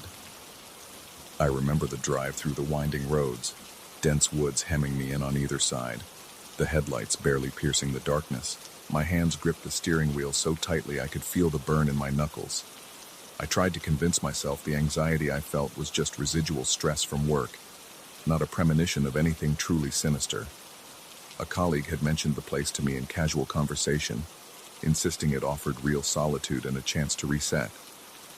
By the time I pulled up to the chalet, I was desperate for that promise of calm. Yet standing there with the key in my hand, I felt only an oppressive sense of being watched. Inside, the single light fixture in the main room flickered erratically, as if it were losing a silent battle with the darkness. Shadows pooled in the corners, stretching and receding whenever I blinked. The chalet was tiny, just one main living area connected to a compact kitchenette, plus a small bedroom and a modest bathroom. It was enough space for a solitary retreat, but everything about it felt cramped, like the walls were inching closer with every breath I took. I dropped my bags in the bedroom, noticing immediately the stale odor in the air. It reminded me of old dust and damp wood left untouched for too long. The caretaker I had seen briefly upon arrival had merely gestured to the place, offering a few words in a monotone voice about the electricity occasionally flickering. I took note of his uneasy posture. He kept glancing over my shoulder as if expecting to see something standing behind me. When I asked if the chalet had any issues with the plumbing or rodents, he shook his head but avoided making eye contact. I could feel an unspoken tension radiating off him. Despite my suspicions, I said nothing more, eager to settle in and shake off a long day on the road. That first night, exhaustion weighed heavy on my body. I placed a single lamp on the nightstand next to the bed. The lamp's weak yellow glow cast wavering shapes along the wooden walls. I tried to calm my nerves by focusing on the gentle hum of the refrigerator in the other room, telling myself that everything was fine, that I was simply spooked by the novelty of a remote cabin. Lying on my back, I watched the ceiling fan spin lazily overhead, the blade tips slicing through the silence. Just as I felt myself drifting into a light doze, I heard it, a muffled whisper that seemed to come from the nightstand beside me. My eyes snapped open, and a spike of adrenaline surged through my veins. I held my breath, straining to understand what I was hearing. It was like faint chatter, the sort of hushed conversation you might catch behind a wall in an old apartment building. But the chalet was standalone, far from any neighbors. The sound was too close to be coming from outside. My heart thumped hard enough to rattle my ribs. I could practically taste copper in my mouth as my tongue went dry. For a moment, I lay perfectly still, trying to figure out if this was some bizarre dream. Then the whispering intensified, almost as if the speakers were growing more urgent, not wanting me to ignore them. It came in short bursts, hushed syllables overlapping, forming a language I couldn't decipher. Guttural yet oddly melodic. Fear dripped down my spine in a cold sweat. I leaned over, cautiously, and opened the nightstand drawer. The moment I pulled it out, a surge of icy air rushed over me, prickling my skin. The whispers stopped as abruptly as if someone had flipped a switch. I stared into the empty drawer, baffled. There was nothing but a faint swirl of dust inside. The chill lingered, though. My breath caught in my throat, and I quickly slammed the drawer shut. A surge of nausea twisted my stomach. Had I imagined it all in half-sleep? I spent the rest of that night in a state of half-conscious terror, drifting in and out of uneasy slumber. Every time I jolted awake, I scanned the room with wide, searching eyes. Shadows shifted and danced, and the steady hum of the refrigerator became an ominous drone. My muscles tensed so severely that I woke up with cramps in my calves. By the time dawn's pale light crept through the thin curtains, I had barely gotten any real rest. The next day, I tried to shake off the experience by going for a long walk around the chalet's property. The caretaker had mentioned a short trail leading into the woods. Feeling a surge of claustrophobia within the chalet's confines, I decided to explore. Walking along the trail, I couldn't escape the sensation of unseen eyes peering at me from between the trees. The wind hissed through the branches, and occasionally, I'd catch a soft rustling in the undergrowth. My heart hammered at every unexpected sound. I told myself it was just wildlife, maybe a small animal darting away. Yet I couldn't dispel the growing paranoia that I was not alone. By late afternoon, I returned to the chalet, drenched in sweat despite the cool weather. My skin felt clammy, as if I'd been dipped in ice water. Determined to regain a sense of control, I methodically checked every corner, every drawer, and every closet. I found nothing out of the ordinary, no hidden compartments or evidence that someone else had been inside. Still, I kept coming back to the nightstand drawer. I wanted to prove to myself that I had simply experienced a vivid auditory hallucination, perhaps triggered by stress and lack of sleep. That night, I decided to leave the drawer open. I wanted to see if the noises would resume. Around dusk, I prepared a modest dinner in the kitchenette, the overhead light flickering ominously. My hands shook so much that it was difficult to chop vegetables without risking a serious cut. Swallowing bits of food felt like forcing lumps of clay down my throat. Every gulp reminded me of how tense I was, how hyper-aware of my surroundings I had become. When I finally forced myself to go to bed, I propped my pillows up so I could keep my eyes on the nightstand. The drawer was open about halfway, revealing nothing but an empty space. The lamp's soft glow crept into the drawer, chasing away any hint of darkness. Exhausted, I drifted into a light doze, but it couldn't have been more than an hour before I heard the whispers again. They were no longer muffled. They resonated as if coming from some tunnel that passed through the chalet's walls.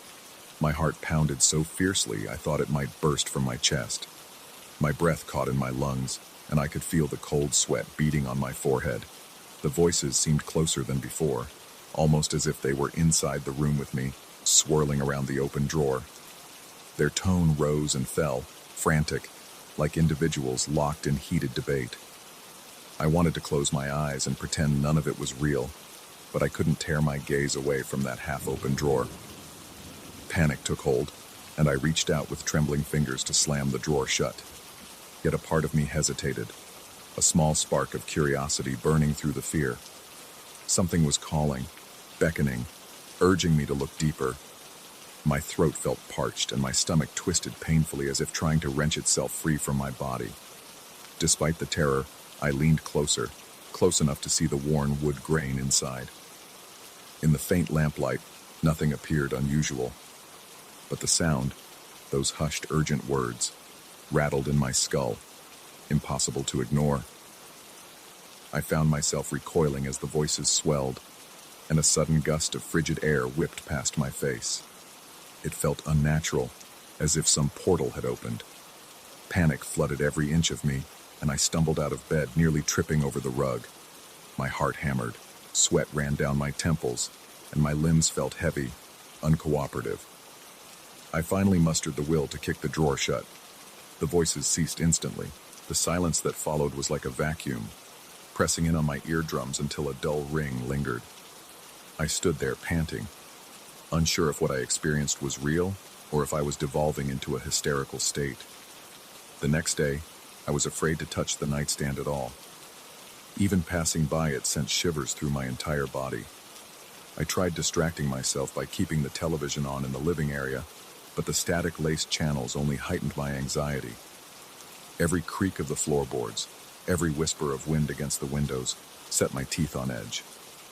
My mind kept replaying the moment that cold air struck my face, and the urgent chatter that faded the second I shut the drawer.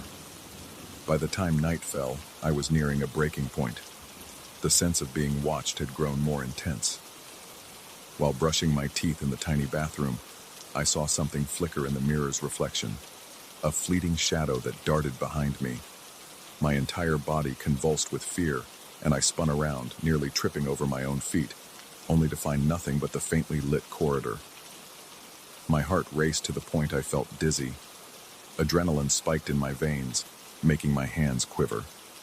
I considered leaving right then, driving back through the woods in the dead of night, but a curious dread pinned me in place. I felt compelled to see this through, to confront whatever was happening. Part of me believed I was merely hallucinating. Another part feared that if I ran now, I would always wonder if something truly lurked beyond my understanding, using that drawer as a conduit. That evening, I mustered the courage to sit on the edge of the bed with the drawer wide open. My breathing was shallow, my palms slick with sweat. The ceiling fan overhead made a faint clicking noise, adding another layer of tension. The lamplight created dancing shapes on the bedroom walls, and I couldn't shake the feeling that those shapes were growing more human-like, twisting themselves into impossible forms. After what felt like an eternity, the whispering resumed. It started as a barely perceptible hiss, then rose into a subdued chorus of voices, each overlapping the other. My heart slammed against my ribs, and I felt a surge of cold that spread from the center of my chest outward. I gripped the bed frame to steady myself, certain my legs would buckle if I tried to stand. In that moment, I thought I discerned my own name hidden among the indecipherable language. An icy dread flooded me. I tried to recall if the caretaker or my colleague had ever spoken my name in such a sibilant tone, but it was unrecognizable and terrifying. The room felt impossibly small, as if the walls were pressing forward, funneling me closer to the source of the whispers. I forced myself to approach the drawer, each step heavier than the last. The chill in the air intensified, and I felt goosebumps erupt along my arms. My temples pounded with each rapid heartbeat. I peered inside, and for a split second the woods seemed to distort into a dark tunnel. My breath stuttered, and I nearly dropped to my knees. I imagined a swirling void beyond the splintered interior, something not of this world. Then the image was gone, leaving only emptiness once more. My body trembled with a mixture of terror and raw adrenaline. I couldn't endure another sleepless night listening to those voices, feeling their urgent pull. Summoning a last ounce of resolve, I seized the drawer and yanked it entirely free from the nightstand. It clattered to the floor, the sound echoing through the bedroom. The voices stopped at once, replaced by a suffocating silence. I carried the drawer outside, my breath coming in ragged gasps. The moon was hidden behind thick clouds, and the wind whistled through the tall pines. My feet crunched on the gravel as I kept moving away from the chalet, deeper into the clearing where the caretaker had said it was safe to gather firewood. I felt as though invisible hands were trying to pull me back, urging me to return to that cursed piece of furniture. My ears rang with phantom whispers. With unsteady arms, I set the drawer down on a patch of bare earth. The rational part of my mind told me this was futile, that I was only fueling my own panic. But the primal, terrified part of me believed I had to remove that object from the chalet. I walked backwards, never taking my eyes off it, half expecting it to move on its own. It did not budge. Back inside, without the drawer, the nightstand looked hollow and strange. The bedroom felt marginally less suffocating, though the air retained a stagnant chill.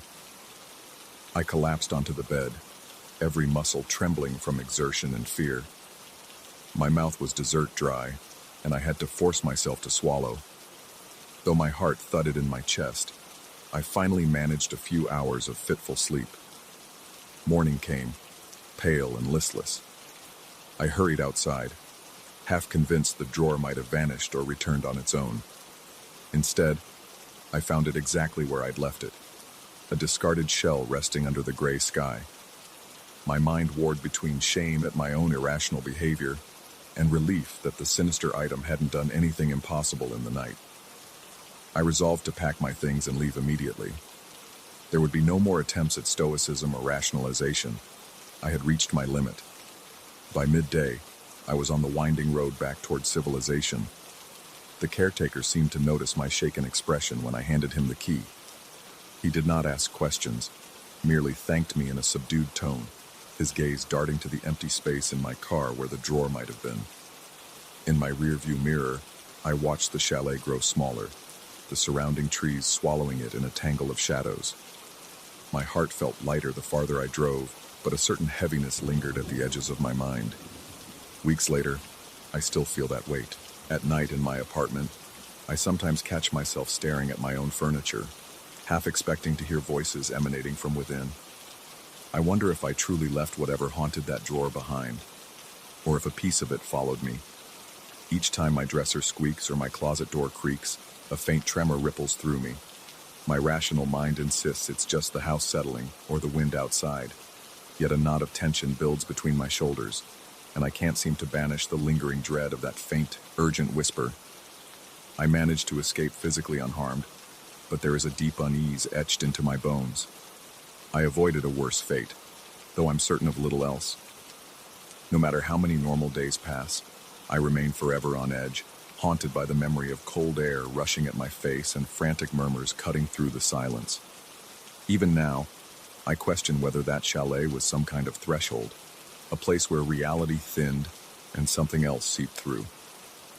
The part that unnerves me most is how it whispered my name, like it knew me, expected me. No matter how much distance I put between myself and that forest, I still feel as if some corner of my mind is forever trapped in that cramped bedroom, listening to voices that should not exist. I suspect they still speak in that vacant space, behind the nightstand and within its drawer, calling, waiting for anyone bold or desperate enough to take refuge there. That thought alone chills me more than any nightmare, because I sense that even if no one else ever sets foot in that chalet again, whatever spoke to me through that drawer remains, eager for another chance to be heard. And I will never be entirely free of that knowledge.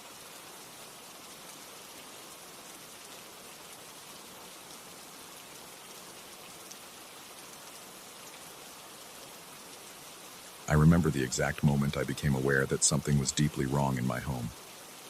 It started with a sudden tightness in my chest, a split-second prickle of dread, as though my surroundings had grown hungry for my attention.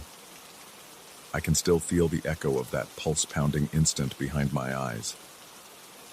There was no clear sign or obvious trigger, only that gnawing sense of alarm telling me that my house, long a silent refuge, was about to reveal a secret I never wanted to discover. I had owned the place for a couple of years, a modest two-story structure with a small yard and a basement that I rarely used. After I moved in, I quickly converted the upstairs rooms into comfortable living spaces and storage areas for old memorabilia. The basement had remained mostly untouched, aside from the occasional visit to check the furnace or retrieve a toolbox. It never struck me as particularly ominous, just outdated, with a damp cement floor and walls that had been repainted countless times by previous owners. In truth, it was bland, but it was that very blandness that made what I discovered all the more startling. I went down there on a Sunday afternoon, chasing down a persistent squeaking noise coming from the pipes. The air was chilly and smelled of dust, a bit sharper than usual, like the scent of old paper and stagnant water.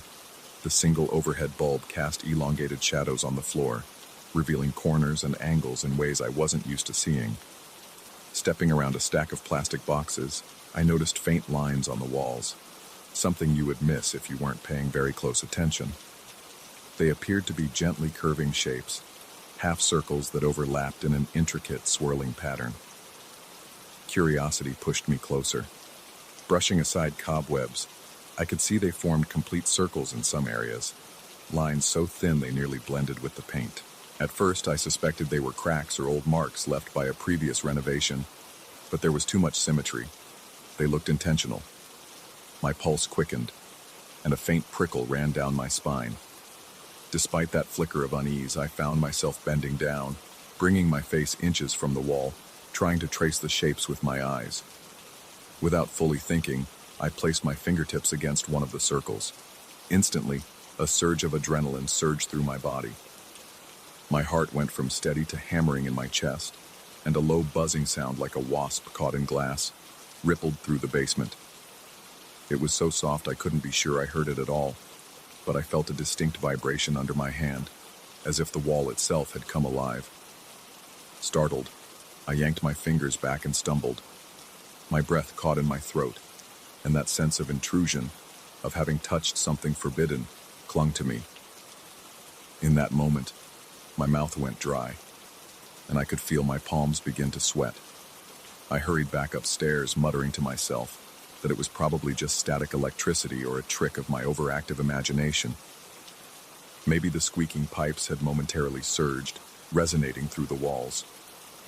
That was the reasonable explanation I clung to. Nevertheless, I couldn't shake the heaviness in my chest. That night, I was lying in bed, staring at the ceiling, fully aware of how restless I felt. My heart refused to settle into its usual rhythm, and my throat had that constricted feeling that comes from unspoken anxiety. The house was quiet, so much so that I could make out the faint hum of the refrigerator downstairs. Then, like clockwork, came the distinct sound of knocks or taps from the basement in a steady, measured sequence. It wasn't frantic or erratic. The tapping was systematic, one after the other, almost like a ritual beat. I felt the hair on my arms rise, and an electric shiver spread along my spine. I tried to rationalize it. I thought, maybe it's the furnace kicking in, but something about those taps felt intentional. I lay there, paralyzed by uncertainty. My breathing shallow, I listened to each knock reverberate through the stillness of the house. My heart pounded so hard I half expected to see the sheets tremble with every beat. I swallowed against a tight dryness in my throat, trying to calm myself. The knocks continued for a while, then faded. I told myself I'd go check it out in the morning, but I slept poorly, half dreaming that the patterns on the walls were throbbing with life. By morning, my courage was partly restored, though my body still felt sore from a night's worth of tension. After breakfast, I forced myself back into the basement, armed with a flashlight. The overhead bulb gave off its usual weak glow, but I needed more light to really see those shapes. As soon as I reached the bottom of the stairs, a slight chill enveloped me. It was as if the air itself was thicker there, more resistant. The patterns were easy to spot now, no longer faint or ghostly. They seemed bolder, as though they had been redrawn overnight. Each ring looked fresh and precise, with faint cracks in the paint forming radial lines that seemed to pulse outward. I ran the flashlight over the circles, trying to find some sense in them, maybe a clue that they were old ornamental designs.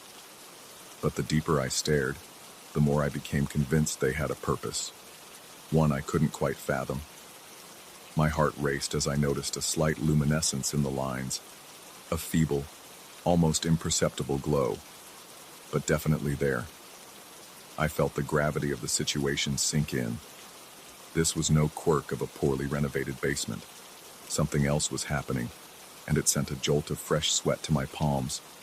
My legs felt unsteady, and I imagined I could hear a distant humming again, lower this time, like a chorus just beyond my range of hearing. I thought about calling a professional, an inspector, or maybe a contractor to come and evaluate the walls, but I hesitated, worried about sounding unhinged. I could almost envision the awkward conversation. I'd have to explain that I saw glowing circles and heard knocking at night. Worse, I feared letting anyone else near them, unsure of what might happen if a stranger touched those shapes. Instead, I told a coworker over coffee that I was considering renovating my basement, hoping he might casually say something like, "Oh yeah, that kind of weird marking is common in older homes." But no such comfort came. He only offered a suggestion of checking for mold or structural damage. none of which explained luminescent patterns. That night, the knocking returned, more forceful this time. It reverberated through the floorboards with a rhythm that reminded me of a heartbeat. I felt I was listening to the pulse of the house itself. I had to bite my lip to keep from calling out. My entire body was tense, every muscle rigid with dread. I tried turning on music to drown it out, but the knock seemed to match the tempo of any song I chose, changing pace in a mocking echo. On the third evening, I broke down. I couldn't concentrate on anything. Not a movie, not reading, nothing. The knocks were all I could think about, each one like a jolt to my nervous system. My chest felt tight, and my lungs struggled to draw breath. Finally, out of a desperate, irrational need for peace, I marched downstairs. I was shaking so badly that I nearly dropped my flashlight. My insides felt coiled like a spring, ready to snap. In the basement, the moment I stepped off the final stair, all the hair on my neck stood up. The overhead light flickered as though the electrical wiring had been disturbed. Those circles on the wall now glowed in a muted haze, each ring somehow more pronounced than in the daylight. I can't fully explain how disorienting it was. The shapes seemed to shift if I looked at them for too long, like they were warping or rotating. The buzzing sensation returned, duller than the first time but more insistent, vibrating through the cold floor and into my feet. I tried to steady my breathing, but it came out in ragged gasps. My chest heaved with each inhale, and a cold sweat broke out along my brow. I felt an overwhelming temptation to touch the patterns again, as if they were drawing me in. It was almost like standing on the edge of a cliff, torn between fear of falling and a bizarre urge to lean forward. I clenched my fists, refusing to give in. Despite that, I found myself moving closer, compelled by some invisible force. It was a small jolt of rational thought that yanked me back. I realized I had no idea what touching them again might unleash. My heart hammered so furiously it felt close to bursting. The overhead bulb flickered once more, and I half expected it to burn out, plunging me into darkness. At that moment, I whispered a desperate plea for it to stay lit, my voice cracking with tension. When the light stabilized, I noticed a detail that made my stomach lurch. Behind the swirling circles, faint lines seemed to emerge, almost forming letters or symbols. They were incomplete, half hidden. It felt like a code or some archaic language. My mouth went dry, and an ache crept up my throat. I found myself unable to decipher what I was seeing. Instead, I felt watched, like the basement itself had grown eyes. I stumbled back upstairs, nearly tripping. The moment I left, the hum faded, but the sense of being observed remained. By the time I reached the living room, my hands trembled so severely that I had to sit down. My vision blurred at the edges, and for a moment, I worried I might faint. A rush of fear-induced nausea tightened my stomach. I could not deny it any longer. Those symbols were influencing more than just the walls. They were affecting me, crawling into my mind. My imagination conjured up all sorts of threats. A portal to some hidden dimension, or an ancient curse long dormant. It became almost impossible to function. Over the next few days, I found myself on constant alert, listening for the faintest hint of tapping or humming. Every little noise in the house made me jump. The refrigerator cycling on, the heater clicking. These normal household sounds were amplified into menacing signals. My paranoid thoughts multiplied. Had those patterns always been there, just beneath layers of paint, waiting for someone curious enough to touch them? I began to mistrust even my own senses. Sometimes, when I closed my eyes at night, I could see those circles pulsating. I questioned whether it was a memory or an ongoing hallucination. My dreams turned into roiling storms of swirling lines and muffled knocking. Waking up was only mildly more reassuring, as the real world felt just as twisted. One morning, I noticed something odd in the hallway mirror. My reflection seemed different. My eyes were bloodshot, and there was a tension in my jaw that gave me a haunted appearance. I hadn't truly slept in days. While washing my face, I recalled the faint glow of the symbols and shuddered. The adrenaline spike came again, and the thought that I might be losing my mind crossed my mind. I forced water over my skin, hoping the cool shock would bring me clarity. Instead, my pulse remained in overdrive, and my mind kept returning to the basement. That same evening, as I sat on the couch in my living room, I felt the faintest rumble under my feet. The vibration coursed through the wooden floor, up my spine. At first I thought it might be a small tremor or passing truck, but it built steadily, a rhythmic pounding that seemed to emanate from underneath. Before I knew it, the overhead lights began to dim in unison with each throb. I broke into a cold sweat, my chest constricting with panic. Every breath felt like a monumental effort. Despite my terror, something inside me stirred, a stubborn resolve. I needed to confront it because ignoring it was driving me to the brink. Armed with a heavier flashlight and a handheld mirror, an odd impulse, but I thought I might catch a reflection of something not visible head-on.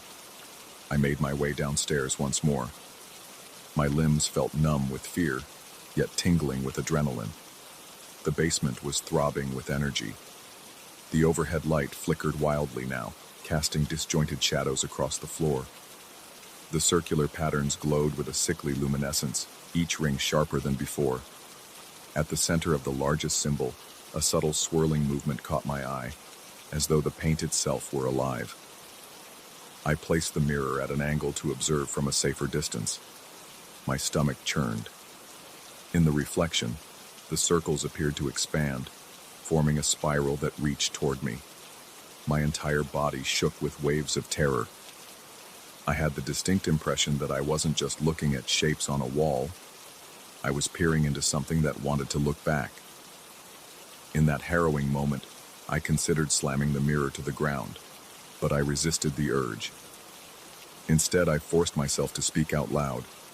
My voice wavered, so I repeated my question silently. "What are you?" My heart pounded in my ears, and it felt as if the entire house awaited an answer. Though there was no direct response, the buzzing grew louder, a furious drone that rattled my teeth. My vision swam with dizziness, and I could feel the sweat trickle down my temples. It took every ounce of willpower not to back away in blind panic. For a few moments I felt my consciousness wavering, as though the basement walls were pressing inward. Then, in the flashlight's beam, the glow seemed to recede, just enough for me to breathe again. It was as if the presence recognized my refusal to yield entirely. Clinging to that thread of resolve, I stepped away from the wall, never letting it out of my sight. I grabbed an old tarp from a nearby shelf and flung it over the largest cluster of symbols. My logic was flimsy. Maybe covering them would block whatever energy was stirring. The moment the tarp settled, the basement plunged into an eerie half-darkness.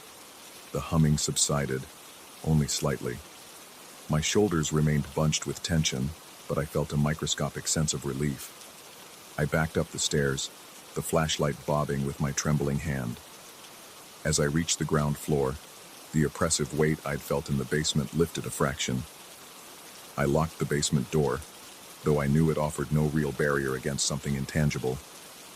Still, the act gave me a psychological crutch.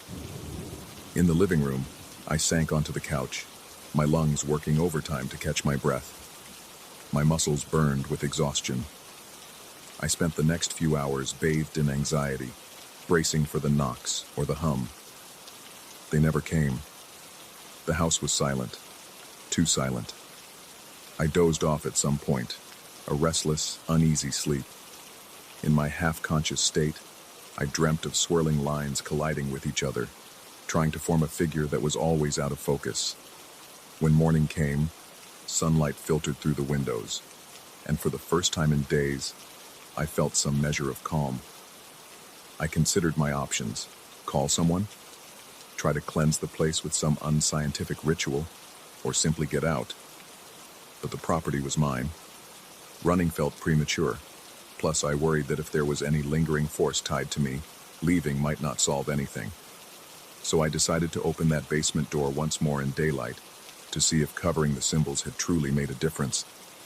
When I finally worked up the courage to unlock it, I felt a gush of stale air push past me, as though the house exhaled. Carefully, I peeked downstairs. The tarp remained in place, covering most of the wall. No humming, no luminous glow, The overhead bulb flicked on normally. My chest felt slightly less constricted, and for a moment, I dared to hope. I haven't removed that tarp since. The memory of that creeping luminescence and the pulsating walls remains etched into my mind. Sometimes, late at night, I still imagine I hear a faint tapping. Perhaps it's just my own blood thrumming in my ears. Maybe it's nothing at all.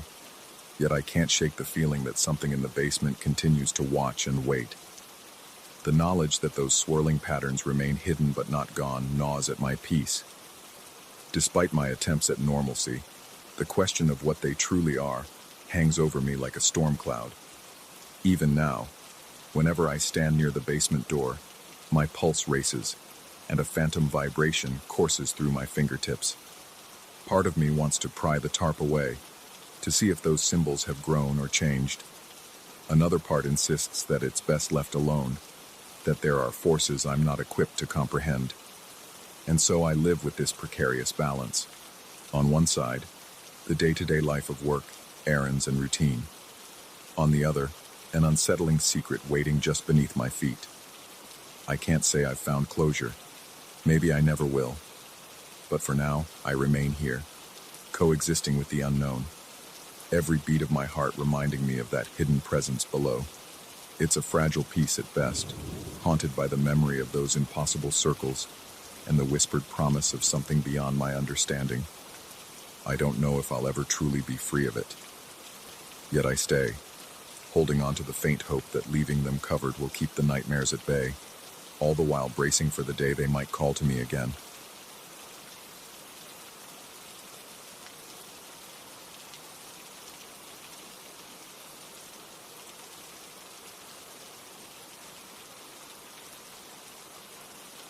I first sensed something was wrong the moment my headlights swept across that desolate stretch of asphalt, revealing nothing but a thin ribbon of road cutting through a void of darkness. There was a heaviness in the air that night, a density that pressed down on my chest and made every breath feel labored. The moon hung low, partly obscured by looming clouds, and the wind carried an unsettling hush. Right then, as soon as I merged onto that lonely highway, I felt as though something was watching me. A prickle ran up my spine before I could even put the car in drive. It was an immediate and visceral reaction, and it clung to me like a second skin, setting my nerves on edge. I work late, always have. My boss's demands keep me at the office when most people are already at home, unwinding from the day. So I've grown accustomed to driving back under the moon's pale glare. I never thought much of it, until the night I noticed a single headlight behind me, bobbing in the distance like a disembodied eye. At first, I chalked it up to exhaustion, or perhaps a truck on the road with a broken headlight. But the way it appeared out of nowhere, right in my rear view, made my stomach clench. The first time I saw that headlight, I told myself it was a coincidence. Maybe an old motorcycle on the road. But it never got closer, not enough for me to make out a license plate, not enough for me to wave it on if it wanted to pass. It simply hovered behind me, matching my pace, almost as if it were tethered to my rear bumper. My palms grew slick with sweat, and I fiddled nervously with the radio in an attempt to calm down. By the time I glanced up at the mirror again, the headlight had vanished. There was no sign of a turnoff, no intersection, no silhouette of a vehicle retreating into the distance, just a yawning expanse of empty road. As the days passed, I convinced myself I'd been seeing things. Overtime, stress, lack of proper sleep. Surely that could conjure illusions in a tired mind. I started going to bed earlier, tried to eat better and drink less coffee, hoping that would fortify me against any late-night hallucinations. Yet, no matter what I changed in my routine, I couldn't forget that floating headlight. It had left an imprint on my mind like a burn mark that refused to heal. A week later, it appeared again. I'd left work around the same time as usual, around midnight, feeling a slight tension in the air. My body was stiff from sitting in front of the computer all day, and my eyes were burning from staring at spreadsheets. By the time I reached that unlit stretch of highway, my only companion was the gentle thrum of the car's engine. The tension in my neck had blossomed into a full-blown ache. I slowed the car, wanting a moment to flex my shoulders and find some relief from the pain. That was when I saw it, a single orb of light in the mirror, flickering faintly in the distance. My heart rate jumped so suddenly that I felt lightheaded, and I had to remind myself to keep breathing. A sheen of sweat broke out on my forehead. I told myself it was just a vehicle, nothing more. I accelerated a bit, hoping the other driver would catch up and pass me. But no, it maintained its distance, unwavering, like it was pacing me. My mouth went dry. The road was so empty that if this driver wanted to pass, they could have done it easily. Yet they chose not to. I tried to tell myself that maybe they felt safer trailing behind, letting me lead through the darkness, or perhaps the driver was also fatigued and simply mirroring my speed. But my heart hammered against my ribcage like it was begging to break free. My gut told me something was wrong. I tapped my brakes gently, just to see. The headlight dipped in tandem, as though it sensed my hesitation and responded with equal caution. It never once tried to overtake me. That made my skin crawl, because it felt personal, like it was more than just coincidence. My fingers tightened around the steering wheel to the point of pain.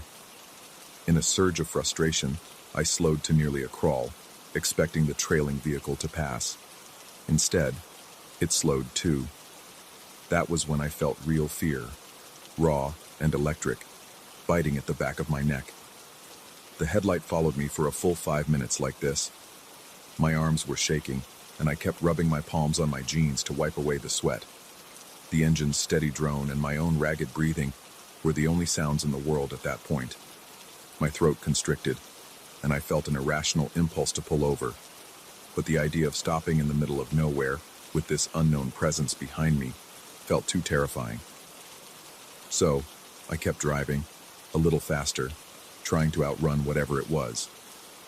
In a fleeting moment of desperation, I glanced at the passenger seat, half expecting to see someone or something. That's how strong the sensation of being watched had become. The seat was empty, of course, but the feeling only grew stronger. My heart thudded like a warning drum, and each exhale came out as a shaky sigh. When I finally mustered the courage to look in the rear view again, the headlight was gone, dissolved into the blackness as if it had never existed.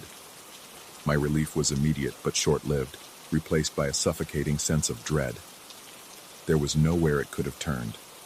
No intersections, no side roads, not even a wide shoulder. It vanished into thin air, and I couldn't shake the thought that it was toying with me. When I arrived home that night, I barely slept. The next morning, I recalled it only in fragments.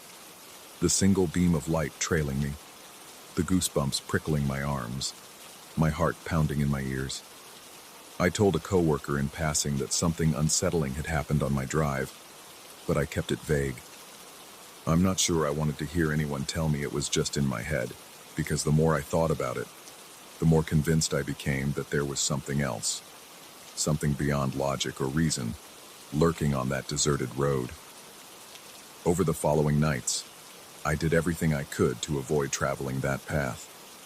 I tried taking a longer route, circling through side streets or well-lit roads, as if streetlights could somehow keep the nightmare at bay. That worked for a while, and I started to feel more at ease. Yet my schedule at work remained demanding, and eventually, I found myself too exhausted to drive the extra miles. Slowly, I returned to that lonely highway, and in time, the headlights returned for me. The third time it happened, I noticed more details. It was nearly 1 a.m., and the sky was moonless, the stars swallowed by looming storm clouds. My body was drenched in tension, and I felt a chill creeping up my spine even with the heater on low. Then, in my peripheral vision, I detected that faint glowing point in the mirror. Almost immediately my mouth went dry and I started to tremble. My mind reeled through half a dozen explanations, but none stuck. The dread was too immediate, too visceral. It couldn't be dismissed as random. I forced myself to keep my eyes on the road ahead, determined not to obsess over the mirror, but that primal fear was overwhelming. My pulse hammered in my throat, my ears rang, and I found it difficult to swallow. Each time my eyelids fluttered, tiny sparks of panic ignited in my chest, imagining that the next time I looked up, that headlight would be right on my bumper. And in an almost self-fulfilling prophecy, it did move closer, until it was practically flooding my back window with white light. My entire car glowed like I was suddenly center stage under a single blazing spotlight. I clenched my teeth so hard my jaw throbbed. My mind buzzed with questions. Who would do this? Why not pass? Why appear so abruptly as if conjured from nowhere? A surreal sense of claustrophobia overwhelmed me, as though the light was pressing in from all sides. My heart rate thundered in my chest, and a cold sweat trickled down my temple. I was sure I'd have to brake hard or risk losing control of the wheel with my trembling arms. Just when I couldn't take the tension any longer, it vanished. In a blink, the road behind me was dark. My breath caught in my lungs, and a disoriented nausea swept over me. I glanced around, half expecting to see a faint pair of headlights on some distant curve, but the highway was a vacant expanse, illuminated only by my rear lights. There had been no exit, no turnoff, not even a hidden driveway. Yet the light was gone as though it had never existed. My gut twisted, and I felt a wave of dizziness that forced me to pull over. My hands were shaking so badly that I worried I might crash if I kept driving in that state. I sat there on the shoulder with my hazard lights blinking. My breathing came in shallow gasps, and my heart pounded so loudly that it drowned out the night's silence. I switched off my headlights, momentarily plunging myself into absolute darkness. That decision lasted all of 2 seconds before I panicked and turned them back on. The thick gloom made me imagine shapes moving in the blackness, like the entire night was alive and circling me. My skin crawled with the notion that I wasn't alone. By the time I got home, I felt like I was on the brink of a breakdown. Lying in bed, I couldn't drift off, because each time I closed my eyes, I saw that single, glaring headlight. My limbs jerked involuntarily whenever the memory of it getting too close rushed back to me. Sleep was fitful, haunted by half-formed images of someone or something driving inches behind me, unwavering in its pursuit. Over the next few days, I questioned my sanity. I even contemplated seeing a doctor, maybe getting my eyes checked. But this phenomenon defied rational explanation. It didn't matter if I left work a bit earlier or a bit later. It would eventually find me on that deserted highway. And with each sighting, the experience grew more intense. Now it wasn't just about the headlight. I felt like I could hear an engine revving behind me, a low, throaty hum that vibrated through my seat. I would grip the steering wheel until my knuckles turned white, certain that at any moment, the mysterious vehicle would slam into me from behind. Once, in my desperation, I confided in a friend who noticed my jumpiness. I spoke in halting terms, explaining that I felt harassed by some phantom driver on my nightly commutes. He responded with a skeptical tone, asking if it could be a trick of the light or maybe local teens playing pranks.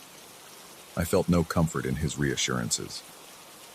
Deep inside, my instincts warned me that this was something else, something not bound by the usual rules. I tried recording it with my phone, mounting it on the dashboard as I started my drive, but the camera never picked up anything.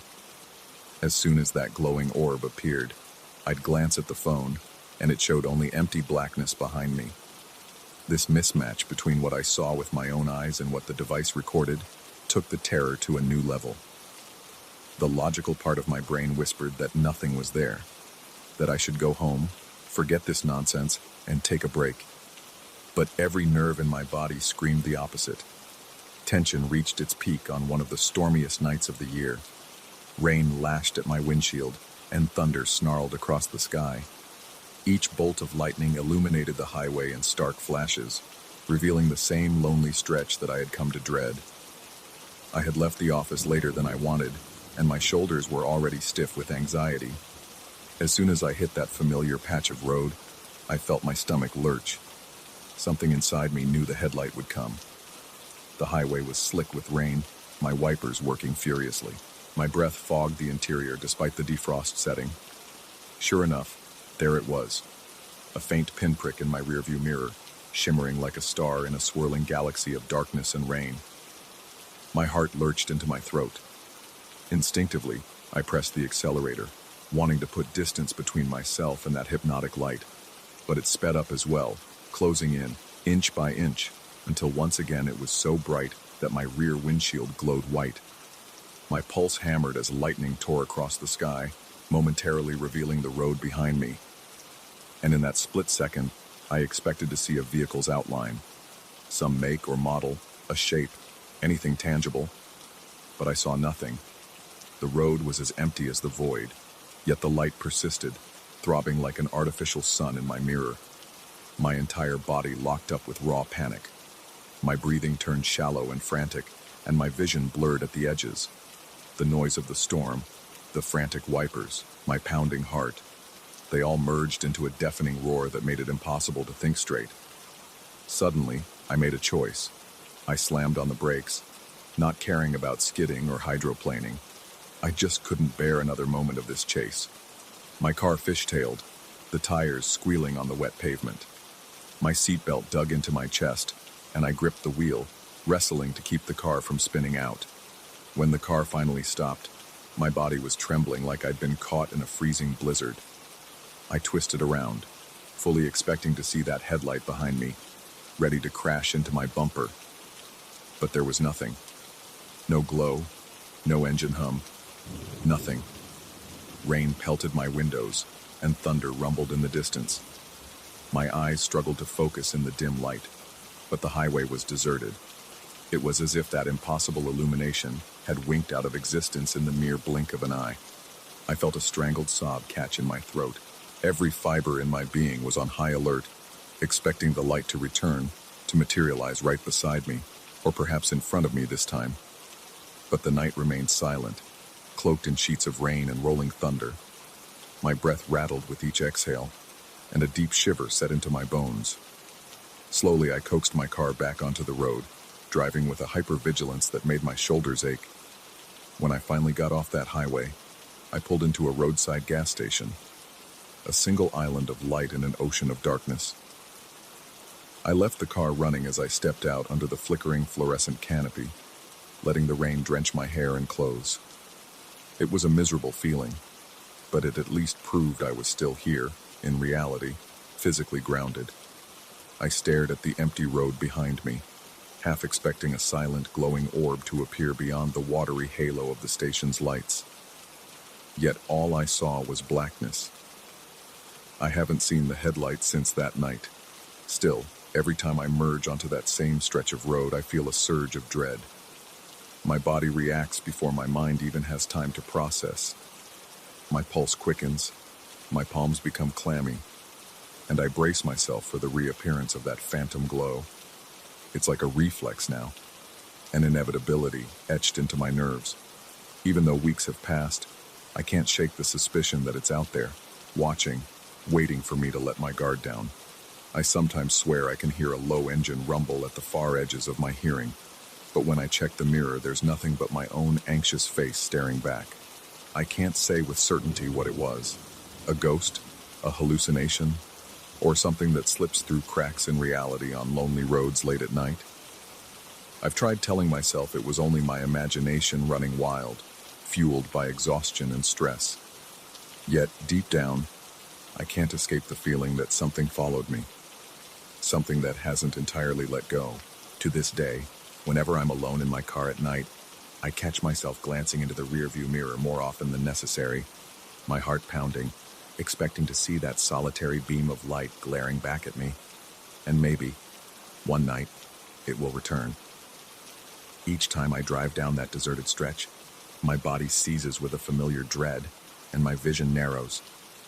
A single thought resonates in my mind, like a haunting refrain.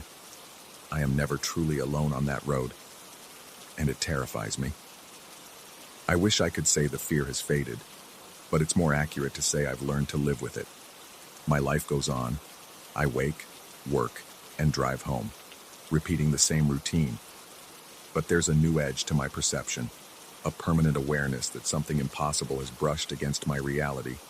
And no matter how many days or years pass, I'll always remain on that precipice of terror, wondering if, at any moment, the world behind me will light up once more with that single, relentless headlight. It's a question that keeps me awake at night even when I'm safe under my own roof. Because some horrors don't need a reason, and some answers might be worse than the questions we ask.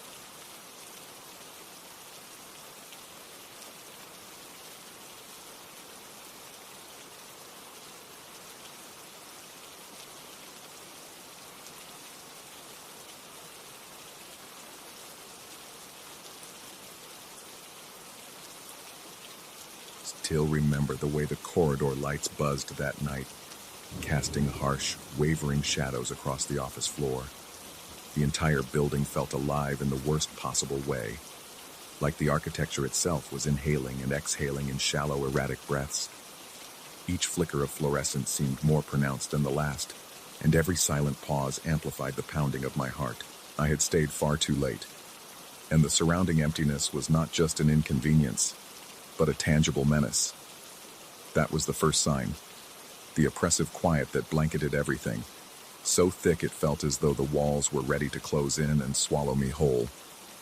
I had agreed to put in overtime, though no one really asked me. I sensed my supervisor's displeasure if I refused. The entire day had been tense, full of looming deadlines and a swirl of last-minute tasks. By the time night fell, the place was deserted. The interns had gone home first, followed by a trickle of coworkers. Eventually, only I remained, determined to finish my work on the top floor.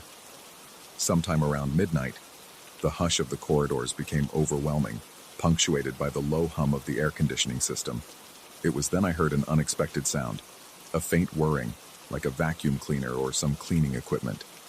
The sound cut in and out, drifting up from the hallway just outside my office door. At first, it was a minor curiosity. I reasoned that the cleaning staff must have been running late, or simply on a different schedule. Yet there was something odd about the timbre of that noise. It wasn't quite the normal mechanical drone of modern vacuums. It had a coarse, scratchy undertone, as though the equipment were an older model struggling to remain functional. I checked the time on my computer screen, a few minutes past midnight. My nerves started to prickle, partly from exhaustion and partly from unease. The overhead lamp on my desk flickered, making the shadows ripple across the walls. I tried to brush off my discomfort by thinking I was just exhausted. However, the vacuum noise continued, taking on a grating, insistent pitch that I couldn't ignore. I decided to step into the hallway for a break, maybe stretch my legs and reassure myself that everything was normal. As I opened my office door, I felt a slight breeze against my face, cold and unnaturally sharp, as though a window at the end of the corridor had been opened. But I knew all the windows there had been sealed shut ages ago. I looked around, half expecting to see the usual nighttime cleaning crew. Instead, I spotted a solitary figure wearing a uniform that looked strangely outdated. The cloth seemed to be a faded grayish blue, with lettering on the back that was barely visible, but unmistakably spelled out the initials of a company I recognized only from old files. It was the name of a cleaning contractor that had gone bankrupt over 20 years ago. The man stood hunched, head down, sweeping the floor without making a single audible rustle. The broom's bristles met the floor, but I heard no scrape, no swish, nothing at all. Confused, I took a tentative step forward, feeling the hair on my arms stand on end. My mouth went dry, and I had to force myself to swallow. I felt compelled to speak, though my voice trembled even in my own mind. I tried addressing him, but he gave no sign of acknowledgement. He remained bent over the broom, sweeping the same spot repeatedly as if he were stuck in a loop. I remembered shifting my weight from one foot to the other, trying to decide what to do. My instincts screamed to retreat, yet some rational corner of my mind kept urging me to approach the figure for an explanation. Perhaps he was just wearing an old uniform, maybe leftover from a storage closet. I coughed to clear my throat and took another step closer, but there was still no response. By that point, my heart was drumming so loud I could feel it in my ears. Something about his posture struck me as deeply unsettling, too rigid, too stiff, as though his spine were locked in place. He never lifted his face from its downward gaze. The silence was monstrous.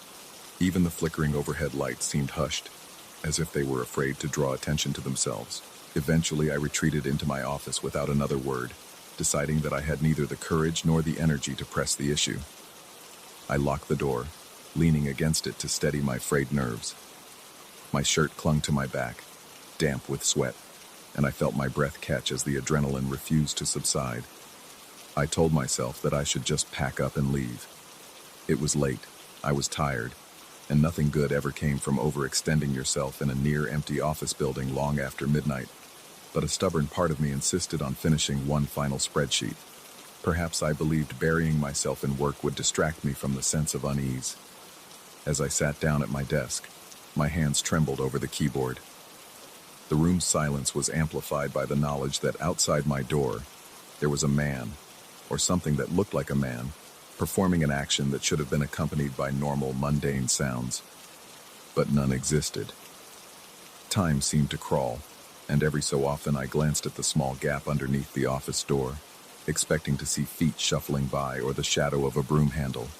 Yet there was nothing, just an unchanging hollow silence. When I finally decided I'd had enough, I logged off my computer and started gathering my belongings. My legs felt unsteady as I stood. I passed by the door, half hoping the figure had finished his task and gone elsewhere. Then, a sudden jolt made me freeze. The doorknob rattled violently. Someone on the other side was trying to twist it open, applying force as if determined to break in. My heart thundered, and I staggered backward, nearly toppling my office chair. My breath caught in my throat, and a cold sweat broke out on my forehead. I whispered to myself, repeating that I must stay quiet, must not make a sound, though I wasn't sure what difference it would make.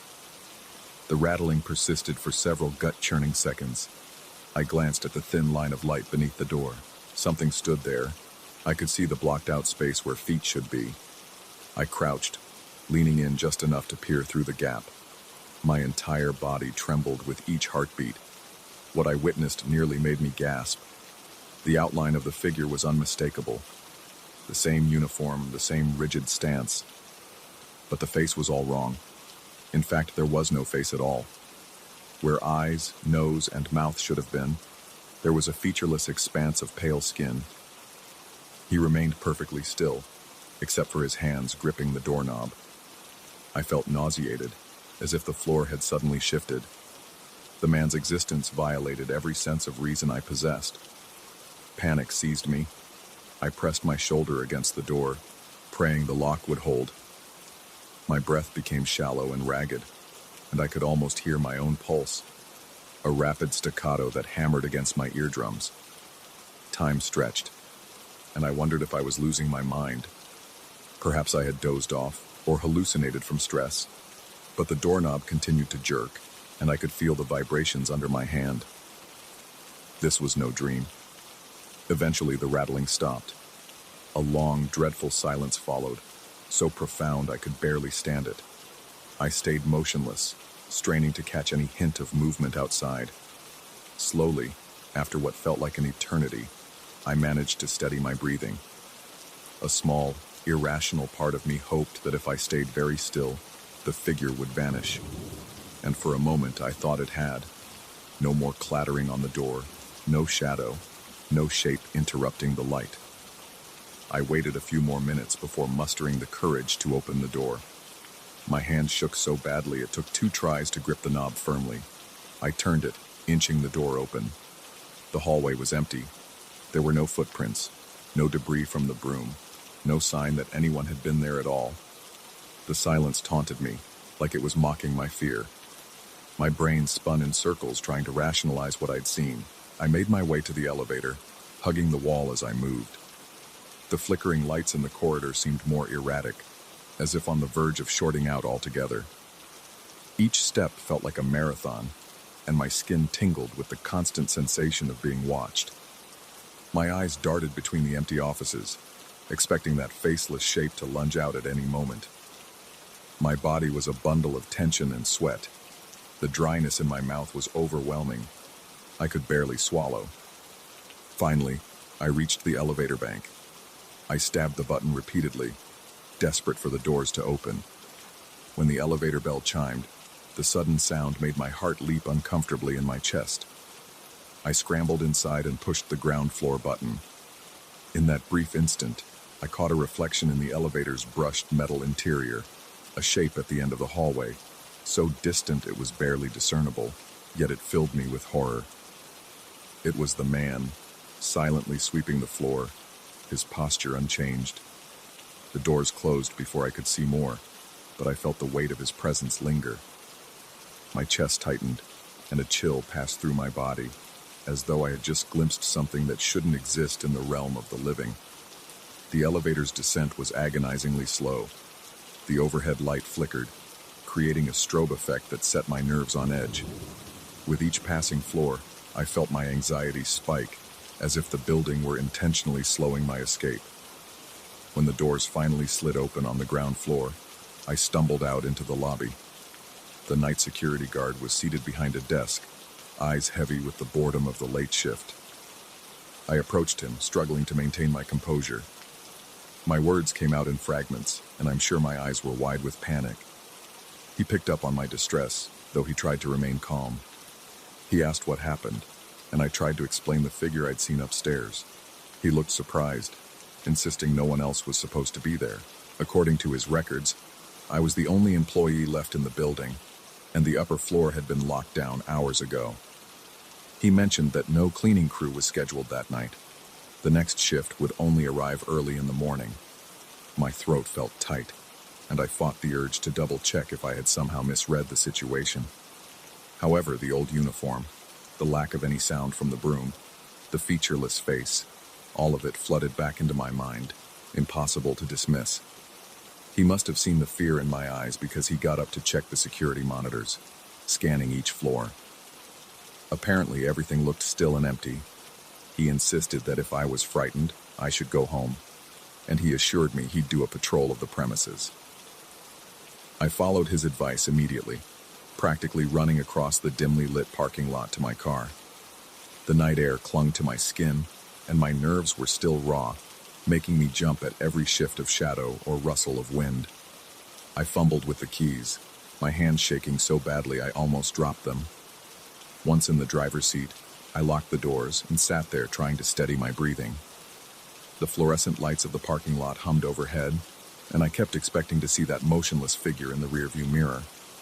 As I drove away, I couldn't silence the haunting thought that somehow that faceless entity was still in the building, eternally sweeping the empty halls of a company that no longer existed. The presence felt too real to have been a stress-induced hallucination. I tried to recall every detail, dissecting the memory for anything that would point to a trick of the light or an overworked imagination. Yet each recollection felt more vivid than the last. The clammy sweat on my back, the dryness in my mouth, and the incessant hammering of my heart were all visceral. There was nothing dreamlike about it. In the days that followed, I found myself reluctant to return to the office after dark. I began leaving earlier, even if my workload was heavy. My supervisor expressed confusion, as I had once been the late-night warrior, always willing to stay behind and perfect a report. Now, I rushed to pack up the moment the sun began to set. I kept telling myself that maybe I had simply pushed my mind too far that night. Yet the simplest explanation never felt satisfying. My anxiety manifested as insomnia, leaving me exhausted during the day. Occasionally, I'd find my thoughts wandering back to the broom that moved in complete silence, or the doorknob that rattled with malevolent force. Every so often, I caught a glimpse of that old uniform in my peripheral vision, only to realize it was just a coworker's jacket or a misplaced cleaning rag.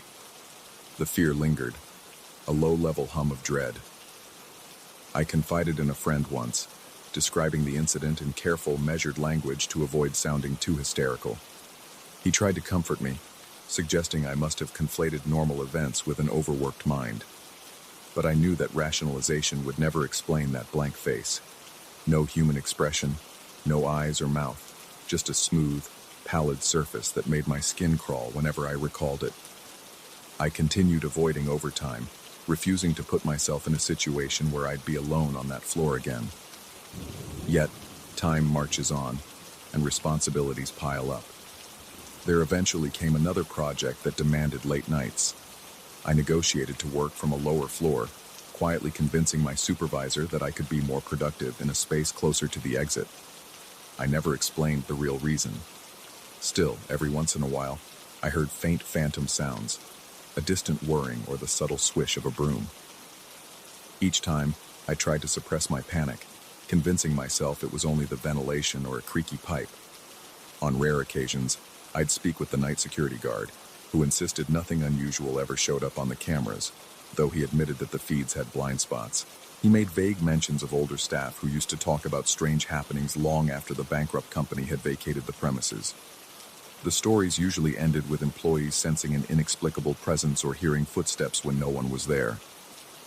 I said little in response, not wanting to reveal how closely it mirrored my experience. My anxiety surged each time he touched on the topic, and I had trouble swallowing the lump in my throat. As the months passed, the terror receded into a quieter form of paranoia. I still dreaded solitary moments in the office at night, but I no longer experienced the same intensity of raw panic, unless I heard any mechanical hum or a broom-like shuffle. Then my pulse would spike, my palms would slick with sweat, and I'd feel an uncontrollable urge to look over my shoulder. Yet, the faceless man never reappeared. Part of me questioned whether that was a good or bad sign.